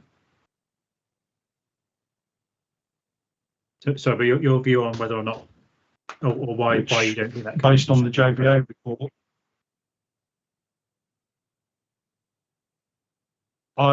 Due to that condition being proposed. So sorry, the connection's a bit. It is. I apologise for that. So I wonder if Mr. Holden has another connection that he could readily use or use within a short period of time, and we just interpose Ecology now, and Mr. Holden explores that. I genuinely don't know whereabouts he is or whether that will be possible, but given the importance of these issues, then plainly we need to make sure his answers are readily comprehensible to others and that he's answering questions in full. Yes, I would agree. I think, Mr. Holden, do you have an alternative access option? I'm just trying to tether to my mobile and see if I can get it to work that way. If you just give me a moment.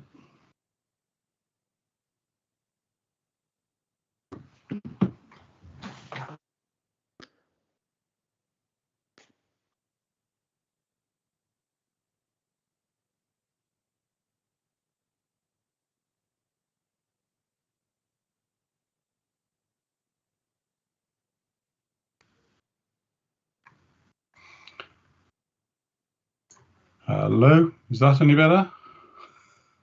Seems okay at the moment. Yeah. Okay. I don't know whether we want to be as bold as to put your camera back on or just to see whether or not audio. We'll try it. Is enough. Okay.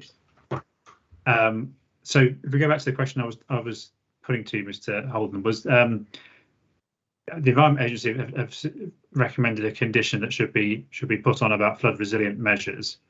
Yes. And within their condition, they set out a number of things that should be achieved. There is no condition before me in terms of the schedule of conditions. I just wanted to understand why it's not, in your opinion, why it's not necessary to have that Environment Agency condition. To be fair, I wasn't aware that it hadn't been put forward. We would have no issue with complying with the conditions as set out by the Environment Agency. But from a flood risk point of view, the developer is a responsible developer and would always put in the appropriate flood risk mitigation measures for the development, both for the future protection of their residents, but also the existing residents adjacent to the site. Okay, I suppose, notwithstanding what you just said about the developer being responsible, obviously obviously I need to be satisfied that anything that is needed can be secured at the appropriate stage. So yeah. And you mentioned earlier about the finished floor levels being specified in the flood risk assessment. Again, yeah. I think I would need to be satisfied that those, you know, what's in the flood risk assessment can be secured and enforced against if in due course it transpired that they weren't as they should be. So okay, so I wasn't sure from what I'd read of your evidence whether it wasn't necessary to have a condition at all, but it sounds like it could be. So it's possibly something that the parties need to discuss and come to view as to whether or not there should be an additional condition dealing with flood resilient measures at this stage. I mean, I appreciate it's outlined and we don't have reserved matters yet, but I think I'd like to have a sort of clear answer on that one. So I'll take instructions and we again report back at the start of Wednesday. My apprehension is that it will have been an oversight and that it should be included, but we'll report back. Thank you. And obviously the wording that's in the Environment Agency's consultation response may not be the right wording based on what's being said by Mr. Holden in terms of the 1 in 1,000 year levels, because I think theirs refers to 1 in 100 year. Yes, obviously the wording would need to be looked at. Yes. Okay, thank you. And so, just Mr. Holden, in sort of principal terms, to deal with that floor raising, is that simply an internal design of the building sort of measure? It's not requiring ground levels to be raised in that part of the site. It will require some levels to be raised just to be able to provide suitable access for to comply with Part M of the building regulations. So there will be some localised land reprofiling required. Okay, and presumably how's that normally done on a site like this? It's usually done by engineering, Phil, or coming up with a suitable agreed construction strategy to raise the levels in that area with hardcore or just engineered fill. Would that be brought on? I think there was one third party who said about moving soil from somewhere else within the site, might cause a problem. But presumably, could the infill development be brought onto site, delivered onto site? Yes, it can be. Yes, it can quite easily be done. Okay.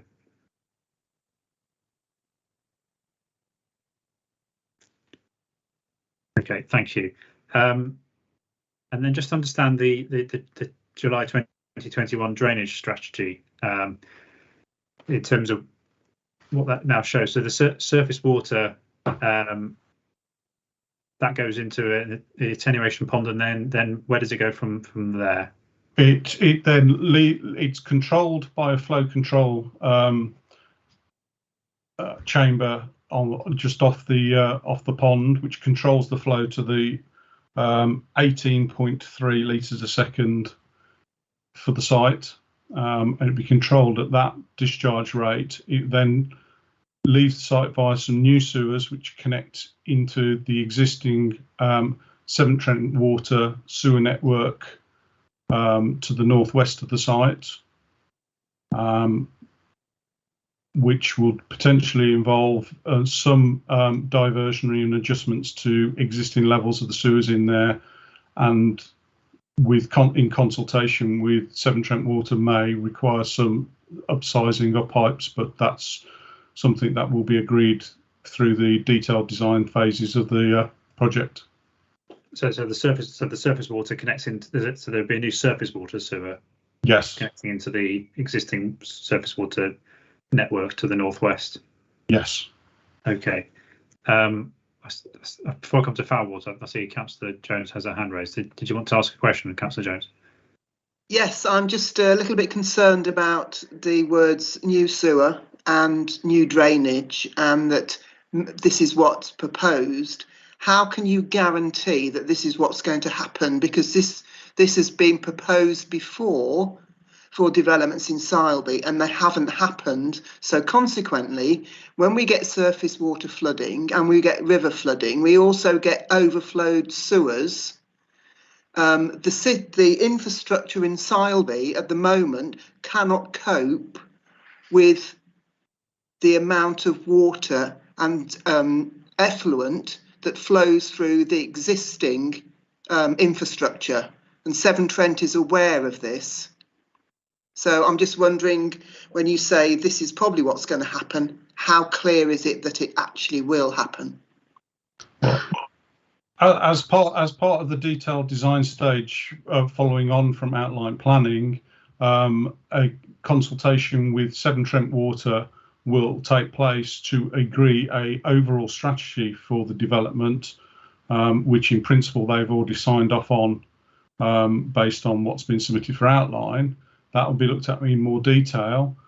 Any changes to the existing sewers to accommodate these additional flows will be agreed with Severn Trent and will form part of their technical approval of both the development and any new off-site sewers that will be constructed as part of the development.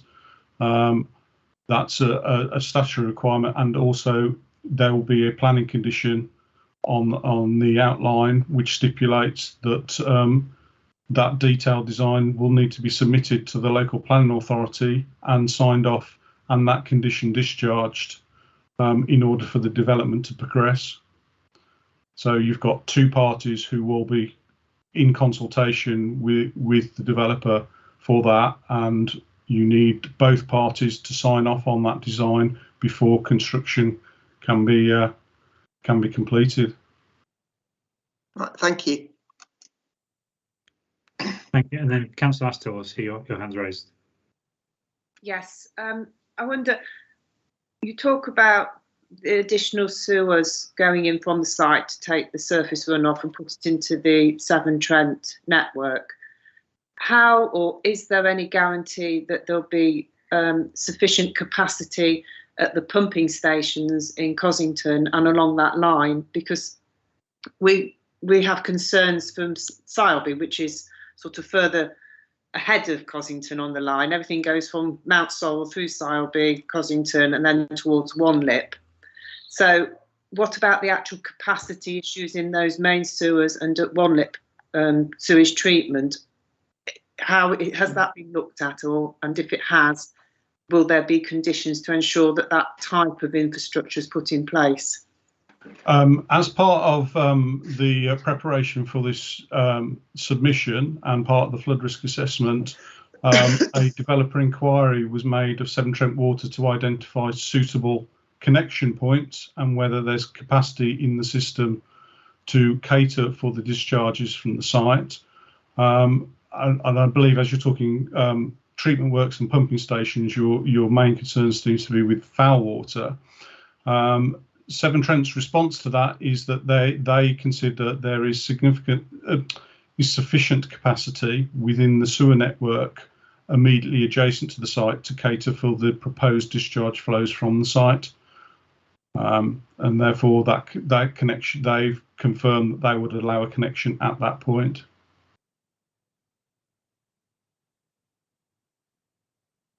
Anything else, Councillor Astle? Yeah, so sorry, can just not quite sure. You're saying that there's sufficient capacity in the immediate vicinity to that site, but how does that work further? Obviously, it doesn't just stop once it's joined into the Severn Trent network. What about at the actual pumping stations further down in Cossington? Have they confirmed that or not? The Severn Trent would take the overall network into account and would do an assessment, and they would have, in their developer inquiry response, would have identified that improvement works would be required at the pumping station in order to allow connection for this development. They have not done that as part of their developer inquiry response. Thank you. Thank you. Thank you. And just to understand how the foul water drainage works from the site, Mr. Holden, if you could just outline that, please. Yeah, there is an existing Severn Trent public sewer pretty much immediately outside the site within Cossington Road. Levels wise, it's possible to connect into that with a gravity system from the site, and Severn Trent, through their developer inquiry, which can be found in Appendix J of the FRA core document CD 106B, they confirmed that the discharge rate from the site would be acceptable at that point, and therefore would make a connection directly onto that sewer. Does that, and which way does that go down Cossington Road? That goes north along Cossington Road through the same direction as the same direction as the surface water, yeah. Okay. And again, presumably that is that a matter for discussion at the detailed design stage in terms of how. Yes, it will be confirmed as sort of the agreed constraints prior to the detailed design commencing. Okay.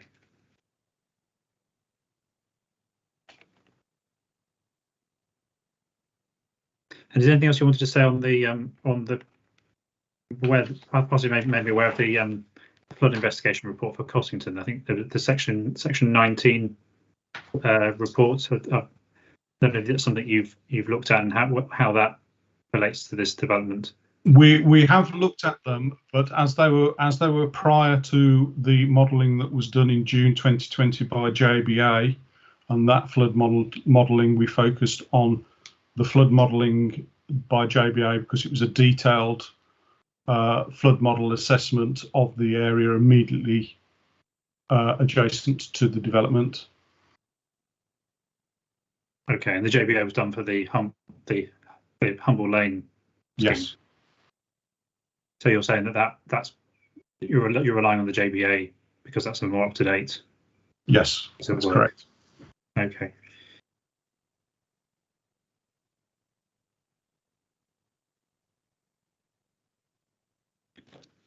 Thank you. Are there any other questions for Mr. Holden from anybody else? Councillor Astor, I think it was your hand still up from earlier. Sorry, I'll take it down. That's okay. Thank you. Thank you. Yeah, I have no further questions, Mr. Holden. Thank you. I think it did help. Obviously, I think switching to the mobile did help. So I think note to self to sort of suggest that earlier rather than later in the discussion. But thank you for all your comments. Okay. Very helpful. Thank you very much. Thank you, Mr. Holden.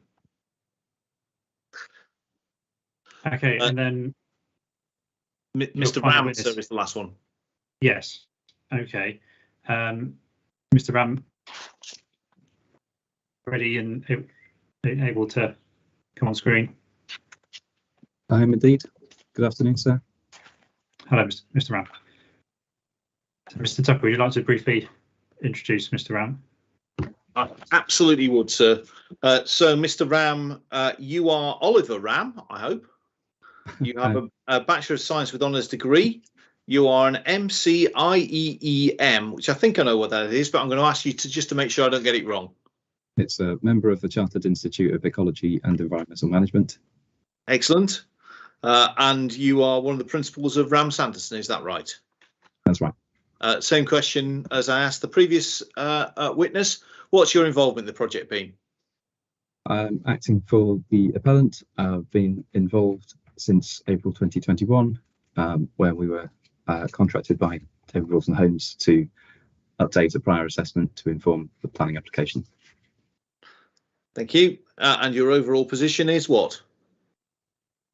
That the site itself is not as particularly special in terms of ecological resources, and the diversity of the site is relatively low.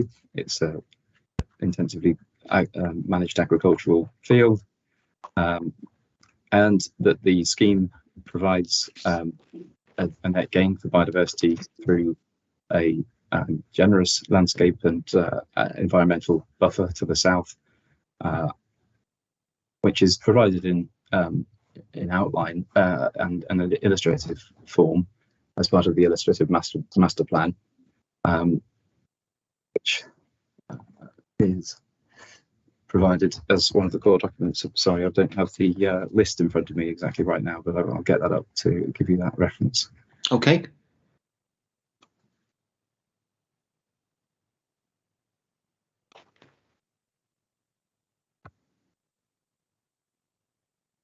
I clicked the wrong link. There we go. So the YouTube thing's not there now. Illustrative master plan is core document 1.03, and so you can see that there on that there's a lot of landscape and provision to the south, and within that, that's where the bulk of the biodiversity net gain is being provided. And that will work in detail as this scheme, if the scheme is furthered to a detailed application or reserve matters application, that detail will be fleshed out at that point with a full biodiversity net gain strategy and 30-year management plan.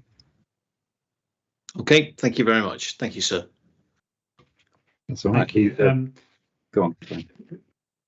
So yes, Mr. Ram, I just want to understand then, so the difference between the extended phase 1 habitat survey and the which was carried out by a different firm, I believe, and the ecological impact assessment, what is one a desk based and the other field based, or is it built more subtle than that? So yeah, core document 1.08 is the extended habitat survey, phase 1 habitat survey completed by CBE Consulting. That is effectively what we've also done as part of the more in-depth assessment. That's been updated with a fresh habitat survey, a fresh desk-based assessment as well, and a protected species scoping assessment, which is all badged. It's a labelling issue, basically. I think more than anything, it's just a slightly more in-depth assessment, and then our ecological impact assessment is provided for document CD 2.11. So that's there, and then the supporting appendices of that are the biodiversity metric calculators. And for robustness, we've done a version in the DEFRA biodiversity metric 2.0 and a version in the Warwickshire County Council methodology as well. That was done at the time because the Charnwood Borough Council ecologist Rupert Sims was asking for that as standard at that time in that format, in the Warwickshire format. And since the Environment Bill has become an act in November last year, the DEFRA metric has become the accepted standard nationwide. And with Charnwood now asking for the Warwickshire metric where a loss on site is anticipated. So just to forestall any issue over that, we did the assessment in both calculators, and both show a significant net gain. Okay. I don't know if it's just me. Is anybody else having connection issues with Mr. Ram? Unhappily, yes, sir. Sorry. Okay. That's okay. It seems to be my end or not. Sort of a running theme for today, unfortunately. I don't know if there's any alternative connection, Mr. Ram. Can try off my phone, but it's less likely to be as good, I should think. But I'll try it anyway. Okay, thank you. I don't think it's quite as bad as Mr. Holden's connection, but just sort of slightly glitching.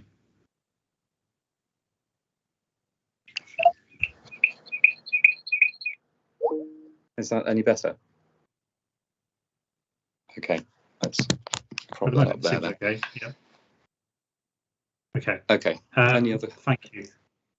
Yes, just so then, yeah. So your survey for the ecological impact assessment, you carried out a survey. I can't hear you now. Sorry. Oh.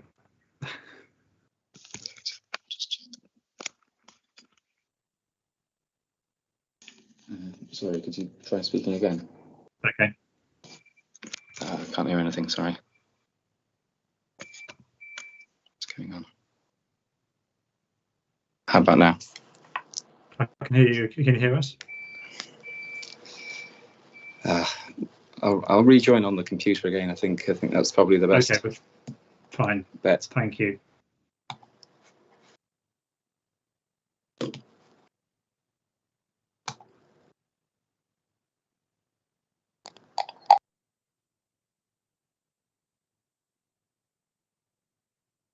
Is that any better than before? It's okay at the moment. I think let's try and persevere and see how we get on. Okay. Can you hear me okay? I'll keep the phone connection going as well, and I can mute whichever that is best. Okay. So yeah, so the question I had was so you carried out with the ecological impact assessment, you carried out a survey in April last year. That's right. Yeah, and was that you know, so that was looking at all the various different species on site as part of that survey. That might be feedback on your phone. Sorry. Yes. That's okay. Yeah, that's right. So it was a refresh of the habitat survey. So an in-depth look at the habitats on the site, full species list, botanical species list of everything there in all of the, well, in the habitats that were present. That included an assessment of all the hedgerows and trees from an ecological point of view.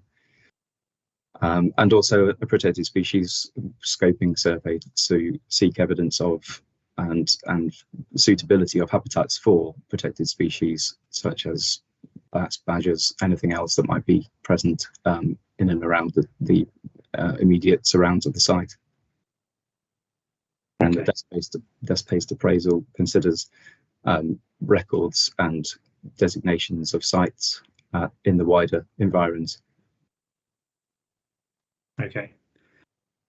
Just in terms of interested parties make reference to various mammals that use the site, so things like hedgehogs, foxes, muntjac deer. From your survey work, what did you sort of ascertain in terms of sort of the presence of various mammals within the site?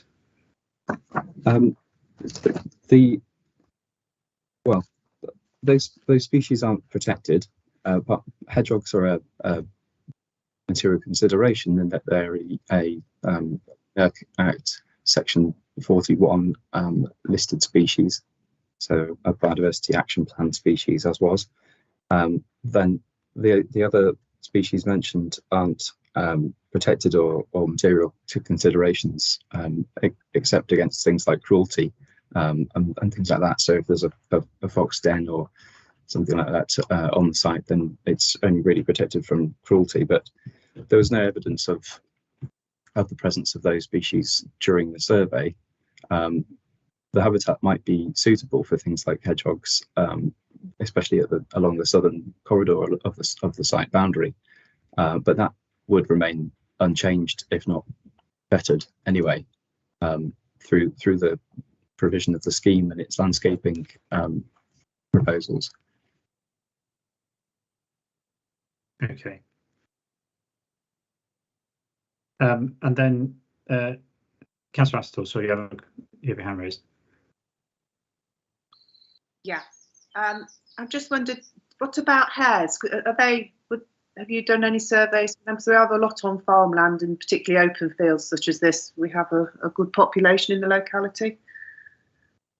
Yeah, it's possible again that they may well be present. They tend to be present on fields that are more well connected to other fields, so that they can escape predators and go off into the rest of the rural landscape. But here we've got a brook on one side, a main line railway along one boundary, housing along the northern boundary, and a road down the western boundary. So there aren't any records of them within the site, and there weren't any during the survey. It's not to say that it's an impossibility that they could be present, but again, they're not a protected species that would warrant further investigation under the auspices of the ecological impact assessment. But again, that they could have habitat provision provided within the scheme and the landscaping in the south half of the site. Anything else, Councillor Astle? No, thank you. Thank you. And then just in terms of bats, Mr. Ram, yeah. So the survey where I think identified potential for bat roosts in the sort of boundary trees, is that correct? Yes, yeah, and just a small number of those trees, of which all of those being retained, I believe. Was that only sort of potential for bats rather than an actual roost or anything? Any yes. habitat? At this stage, it's what we term as a ground level tree assessment has been completed during the habitat survey, and where that identifies a tree with moderate or high potential for a bat roost to be present, and it's due to be affected or felled to facilitate a proposal. That's when we would then, further recommend further survey work is completed, and that could be either a nocturnal survey to see bats emerging from a tree, or a climbed assessment using roped access surveyors. But because the trees are being retained through the scheme, those surveys haven't been recommended. Okay, so is there a need for any further survey work in terms of bats then? No. Okay, and so in terms of how they might be addressed, how the scheme of the proposal might deal with any impact on bats, so you're able to sort of say what might be done. Yes, so there's measures recommended, but they're more like enhancement measures and mitigation measures that are recommended in the ecological impact assessment. So things like roosting box provision within within the buildings being proposed, and potentially that could be expanded to further, provide roosting boxes on trees, that sort of thing, and a sort of more sensitive lighting strategy, so that the boundaries aren't illuminated with street lighting. Those sorts of measures would be, I'd recommend to be conditioned as part of the scheme design as it progresses. But in terms of impact assessment, there's no need for further surveys at the moment. Okay, thank you. See, Ms. Williams has her hand raised. Do you want to come in? Yes, thank you. Would the same survey and assessments be made from the Humble Lane development as well, as it backs up to the borderline of this one? Yes, I would. Yeah, a full and detailed assessment should be made of any planning application. Okay, thank you. Thank you. And then I noticed you in January of this year you did a survey of wildfowl on the site. You saw no birds present. That's right. Yeah. So correct. One of the comments received was in relation to wildfowl and water birds possibly using the site in the winter. So as part of the preparation for today, I visited the site on a suitable day in the winter months, and established that while there weren't any wildfowl using the site on that particular day, that it might be, that the birds do land in the field occasionally, but that there's no, if you have like a flock of overwintering wildfowl, they tend to persist on the site for several weeks, and it would be very evident in the middle of January when I visited the site. Are they more likely to use a field if it's underwater? So. Yes, indeed. Yeah. Presumably, was the field underwater when you visited, or was it dry? No, it was dry. Yeah. Okay. Ms. Williams, you have your hand up.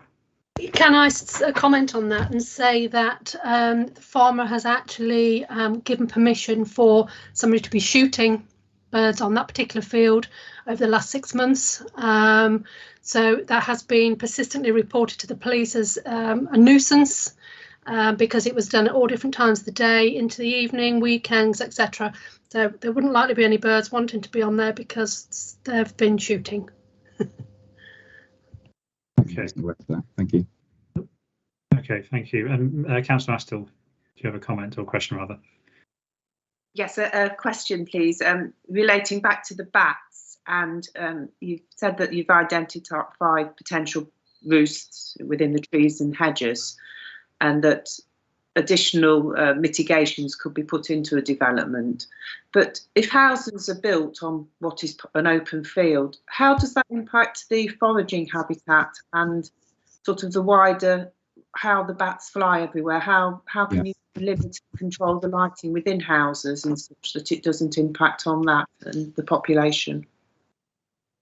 Thanks. Yeah, I've found the relevant section of the ecological impact assessment that addresses that now. It's section 5.3.2, and that says bat tree roosts. A single mature oak tree in the southeast of the site was assessed as having low bat roost potential.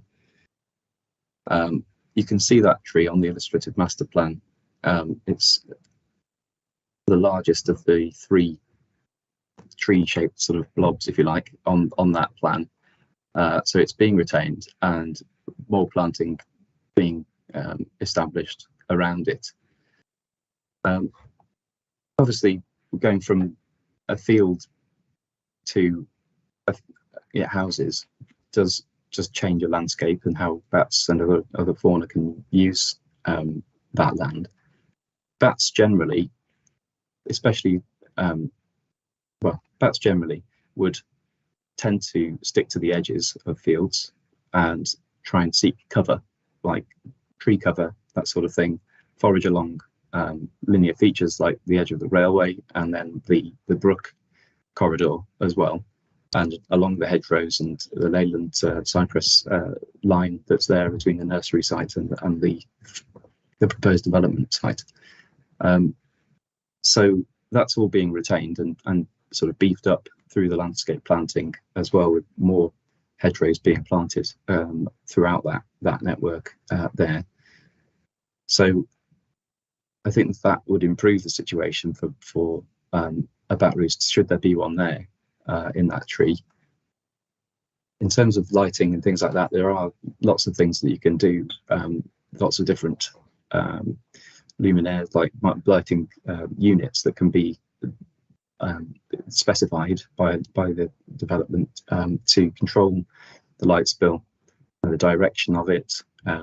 Because everything's LED these days, it's really easy to control it and point it toward inwards or within the site rather than outwards, and to control how it like bounces off surfaces and all sorts of things like that. So those sorts of measures would be applied, and so that beyond the hedgerow that's proposed along the southern edge of the development would then remain relatively dark, so that it's still usable by nocturnal fauna, including bats.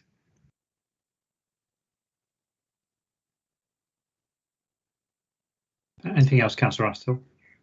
So you could say that you could control the lighting on to direct back into the development, but presumably wherever any development is, then that lighting will have a negative impact on the foraging habitat or the flight paths of any bats, or you can only do it on the areas that have not got any houses on. Yeah, but the how best to describe it, there's not really any loss of foraging habitat for bats on this proposal, because you've got the majority of the site that's being built on is an open field, and they tend to just hug the edges of fields more than anything. So with that being retained and more habitat like it being created to the south, then it's actually a positive addition really for bat foraging in the area.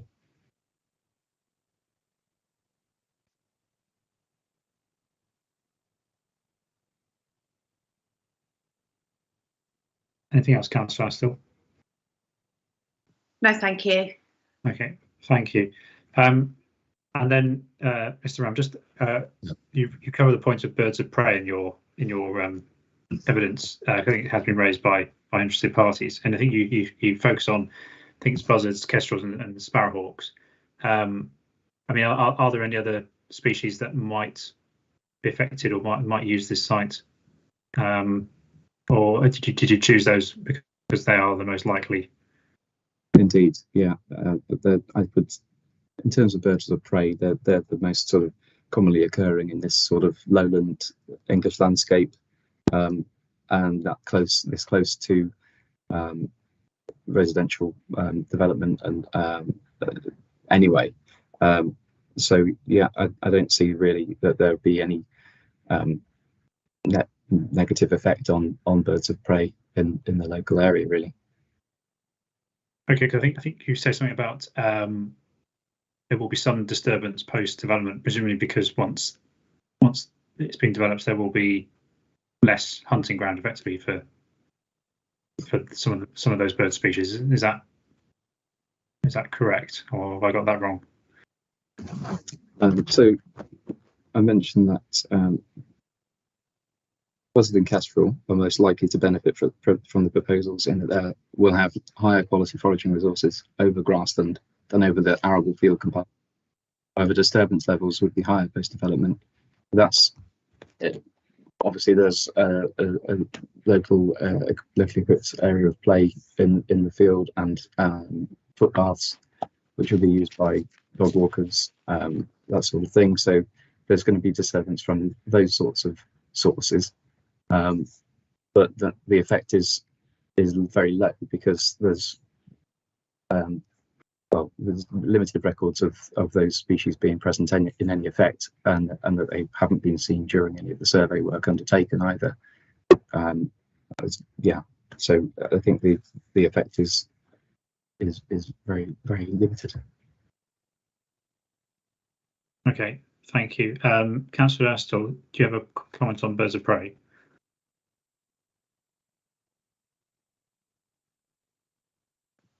But I think Councillor Jones, not Councillor. Okay, sorry. Yes, I think your hand might still be raised, Councillor Astle, but if Councillor Jones has a point, please. Yeah, it's just a point of information. As you obviously may know, the Cossington and Reserve is almost opposite the site, the Leicestershire and Rutland Wildlife Trust Reserve, and there's a very healthy population of barn owls. Up to last year they had 14 owlets raised. So I know, because I've seen them, I know they do use that field sometimes. They fly over that field, so it may be one that you need to add to your list. Okay, thank you. Just if I could comment on that. Yes. Barn owls really hunt for voles, and voles are most present in grassland, especially rough and taller grassland areas. Whilst yes, there is a patch of that towards the brook corridor.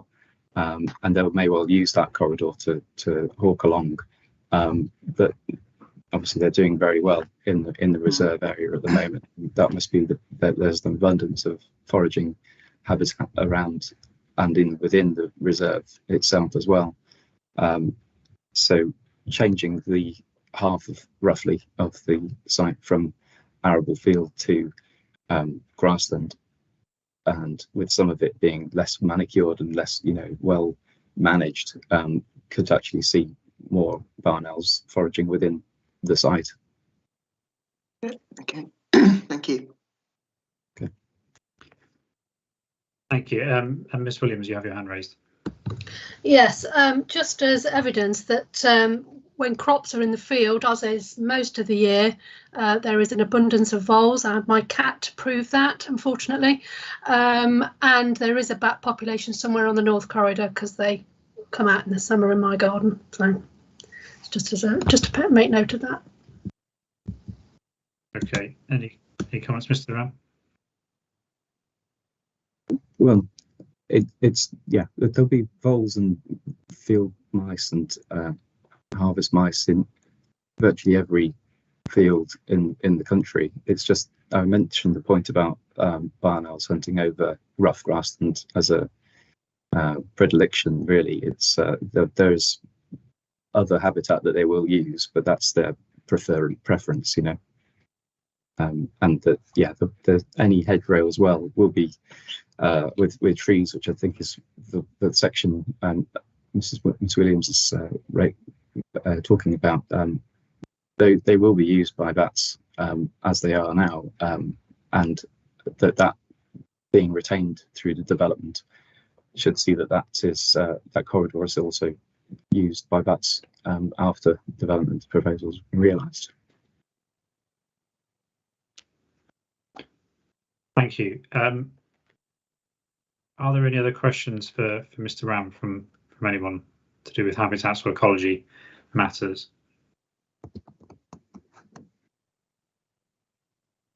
If not, so I've asked all the questions I had, Mr. Ram. So thank you for your contributions and answers. Very helpful again. Okay, thank you very much. Thank you, Mr. Ram.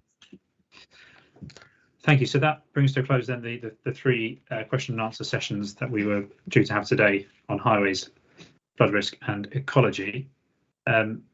So that also then brings to a close today's sort of programme, as it were. So I assume Mr. Richards is back on screen, or will be in a second. Yes, there we go. Yes, sir. Still paying attention. Thank you. Thank you. Good to know. Thank you. So that, yes, so apart from any sort of final procedural points, I think that more or less brings today's proceedings to a close. So obviously Wednesday we will resume and hear or hold rather a discussion on education matters. I think I don't know if any further conversations or discussions been had about how that might take place. As I said this morning, I was relatively sort of flexible as to whether or not Mr. Tucker wanted Mr. Hunter to present evidence in chief, or whether we simply go into a roundtable discussion with the county council present. I don't know, Mr. Tucker, if you have any further thoughts. I think the latter, sir, just to make sure that we can't be criticised in another place that there was some sort of inequality of arms, so that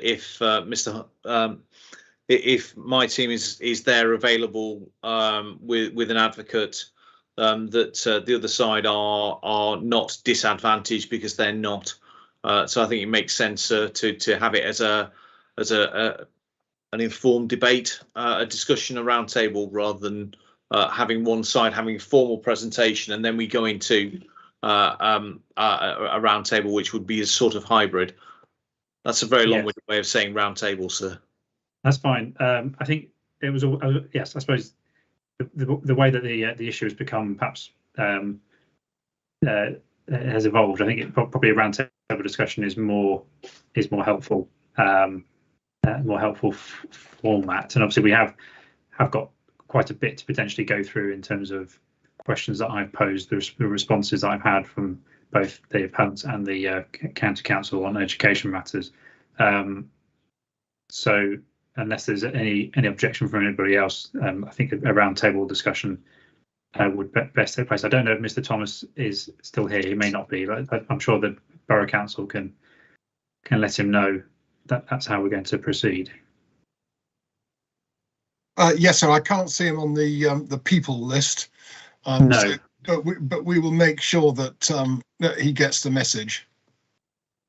That's fine. If there are any concerns, obviously do let me know straight away. But I think it makes the most sense. Obviously, the roundtable discussion I will lead based on any questions that I have. But obviously, if the parties want to refer to something in their evidence, then they can do so as part of any response to questions that I put. So hopefully we'll still get the same benefits, but hopefully in a more productive form. And I apologise for the dog that is barking in the background. Obviously at a point where I'm on camera on mic. So we would do that and then go into a roundtable discussion on conditions and obligations. So I propose if we're happy, we'd start at 9:30 on Wednesday with the roundtable discussion on education. Mr. Thomas can be made and his colleague can be made aware of that. And then once we've completed that, we will do a roundtable discussion on the conditions and obligations. Obviously, you have a list of my questions on or comments on the conditions and obligations.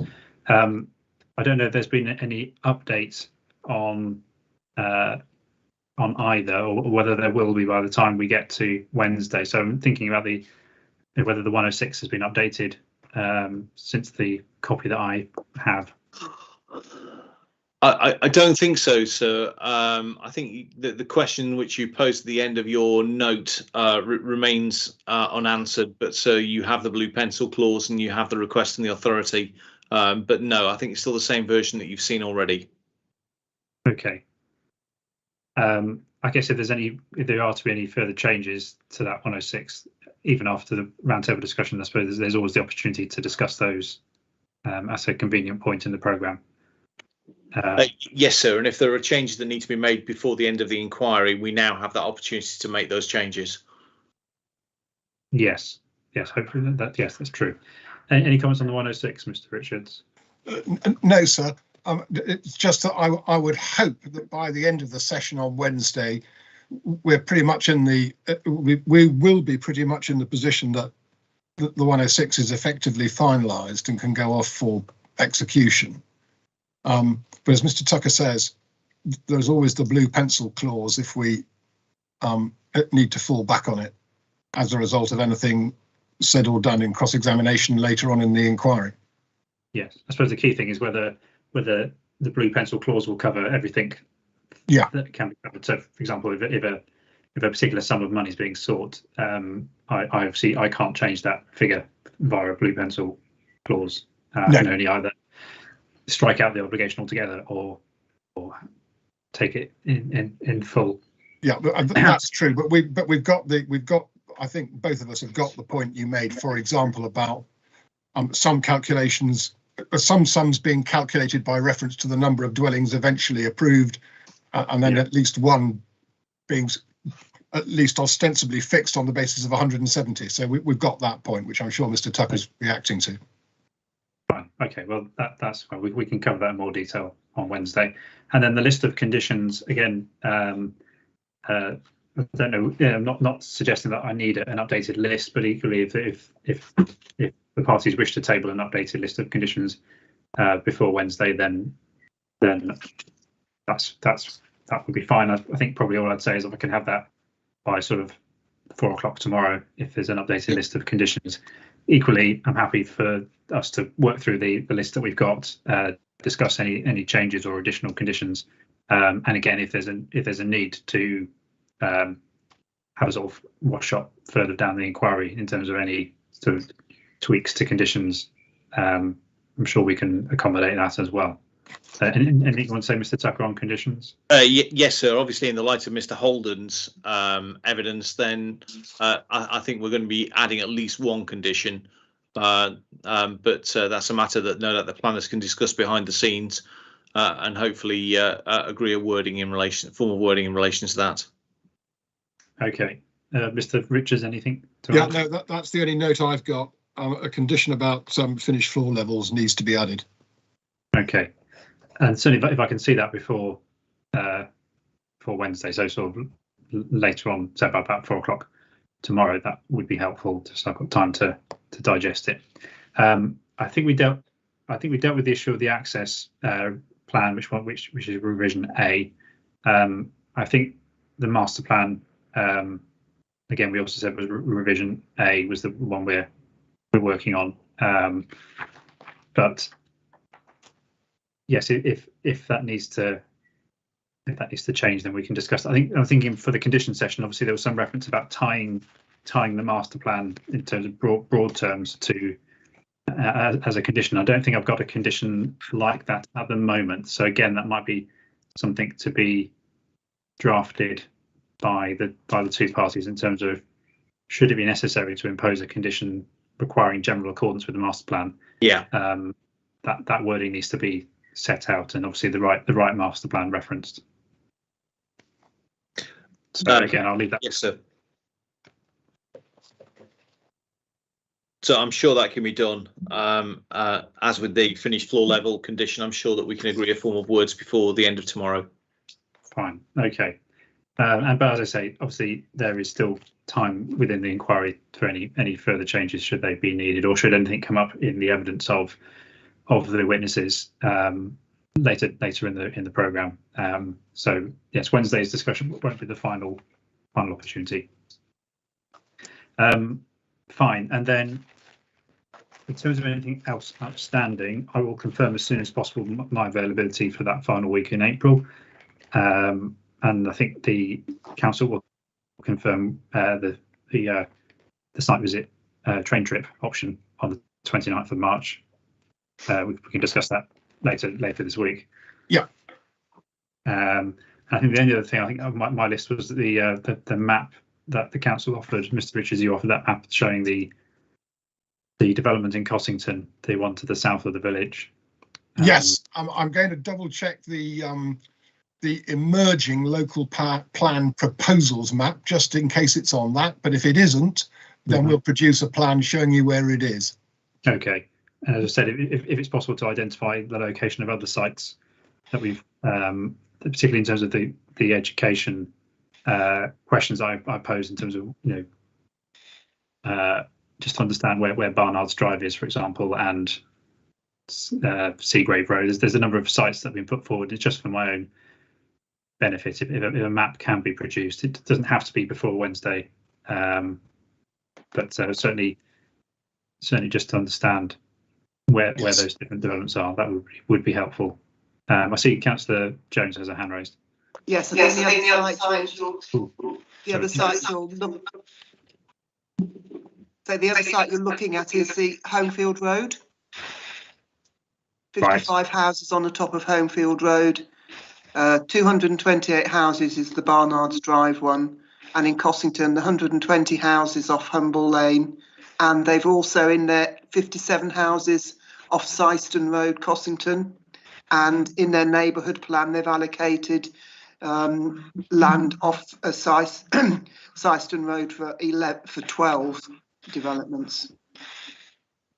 Okay. And also talking about education, also the Peace Hill development have put in an outline planning application for another 175 houses as phase 2 of the Peace Hill development, and it all has an impact on the primary schools within Sileby and Cossington.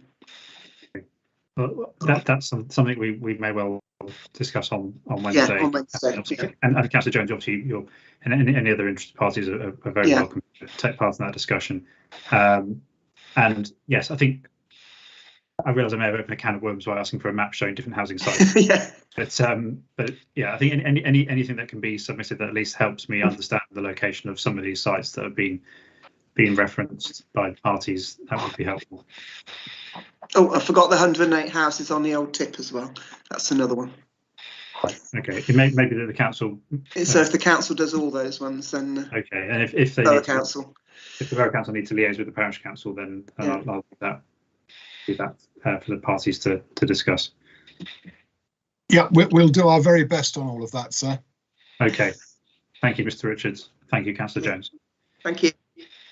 Okay, anything else? Any other procedural points before we adjourn for the day?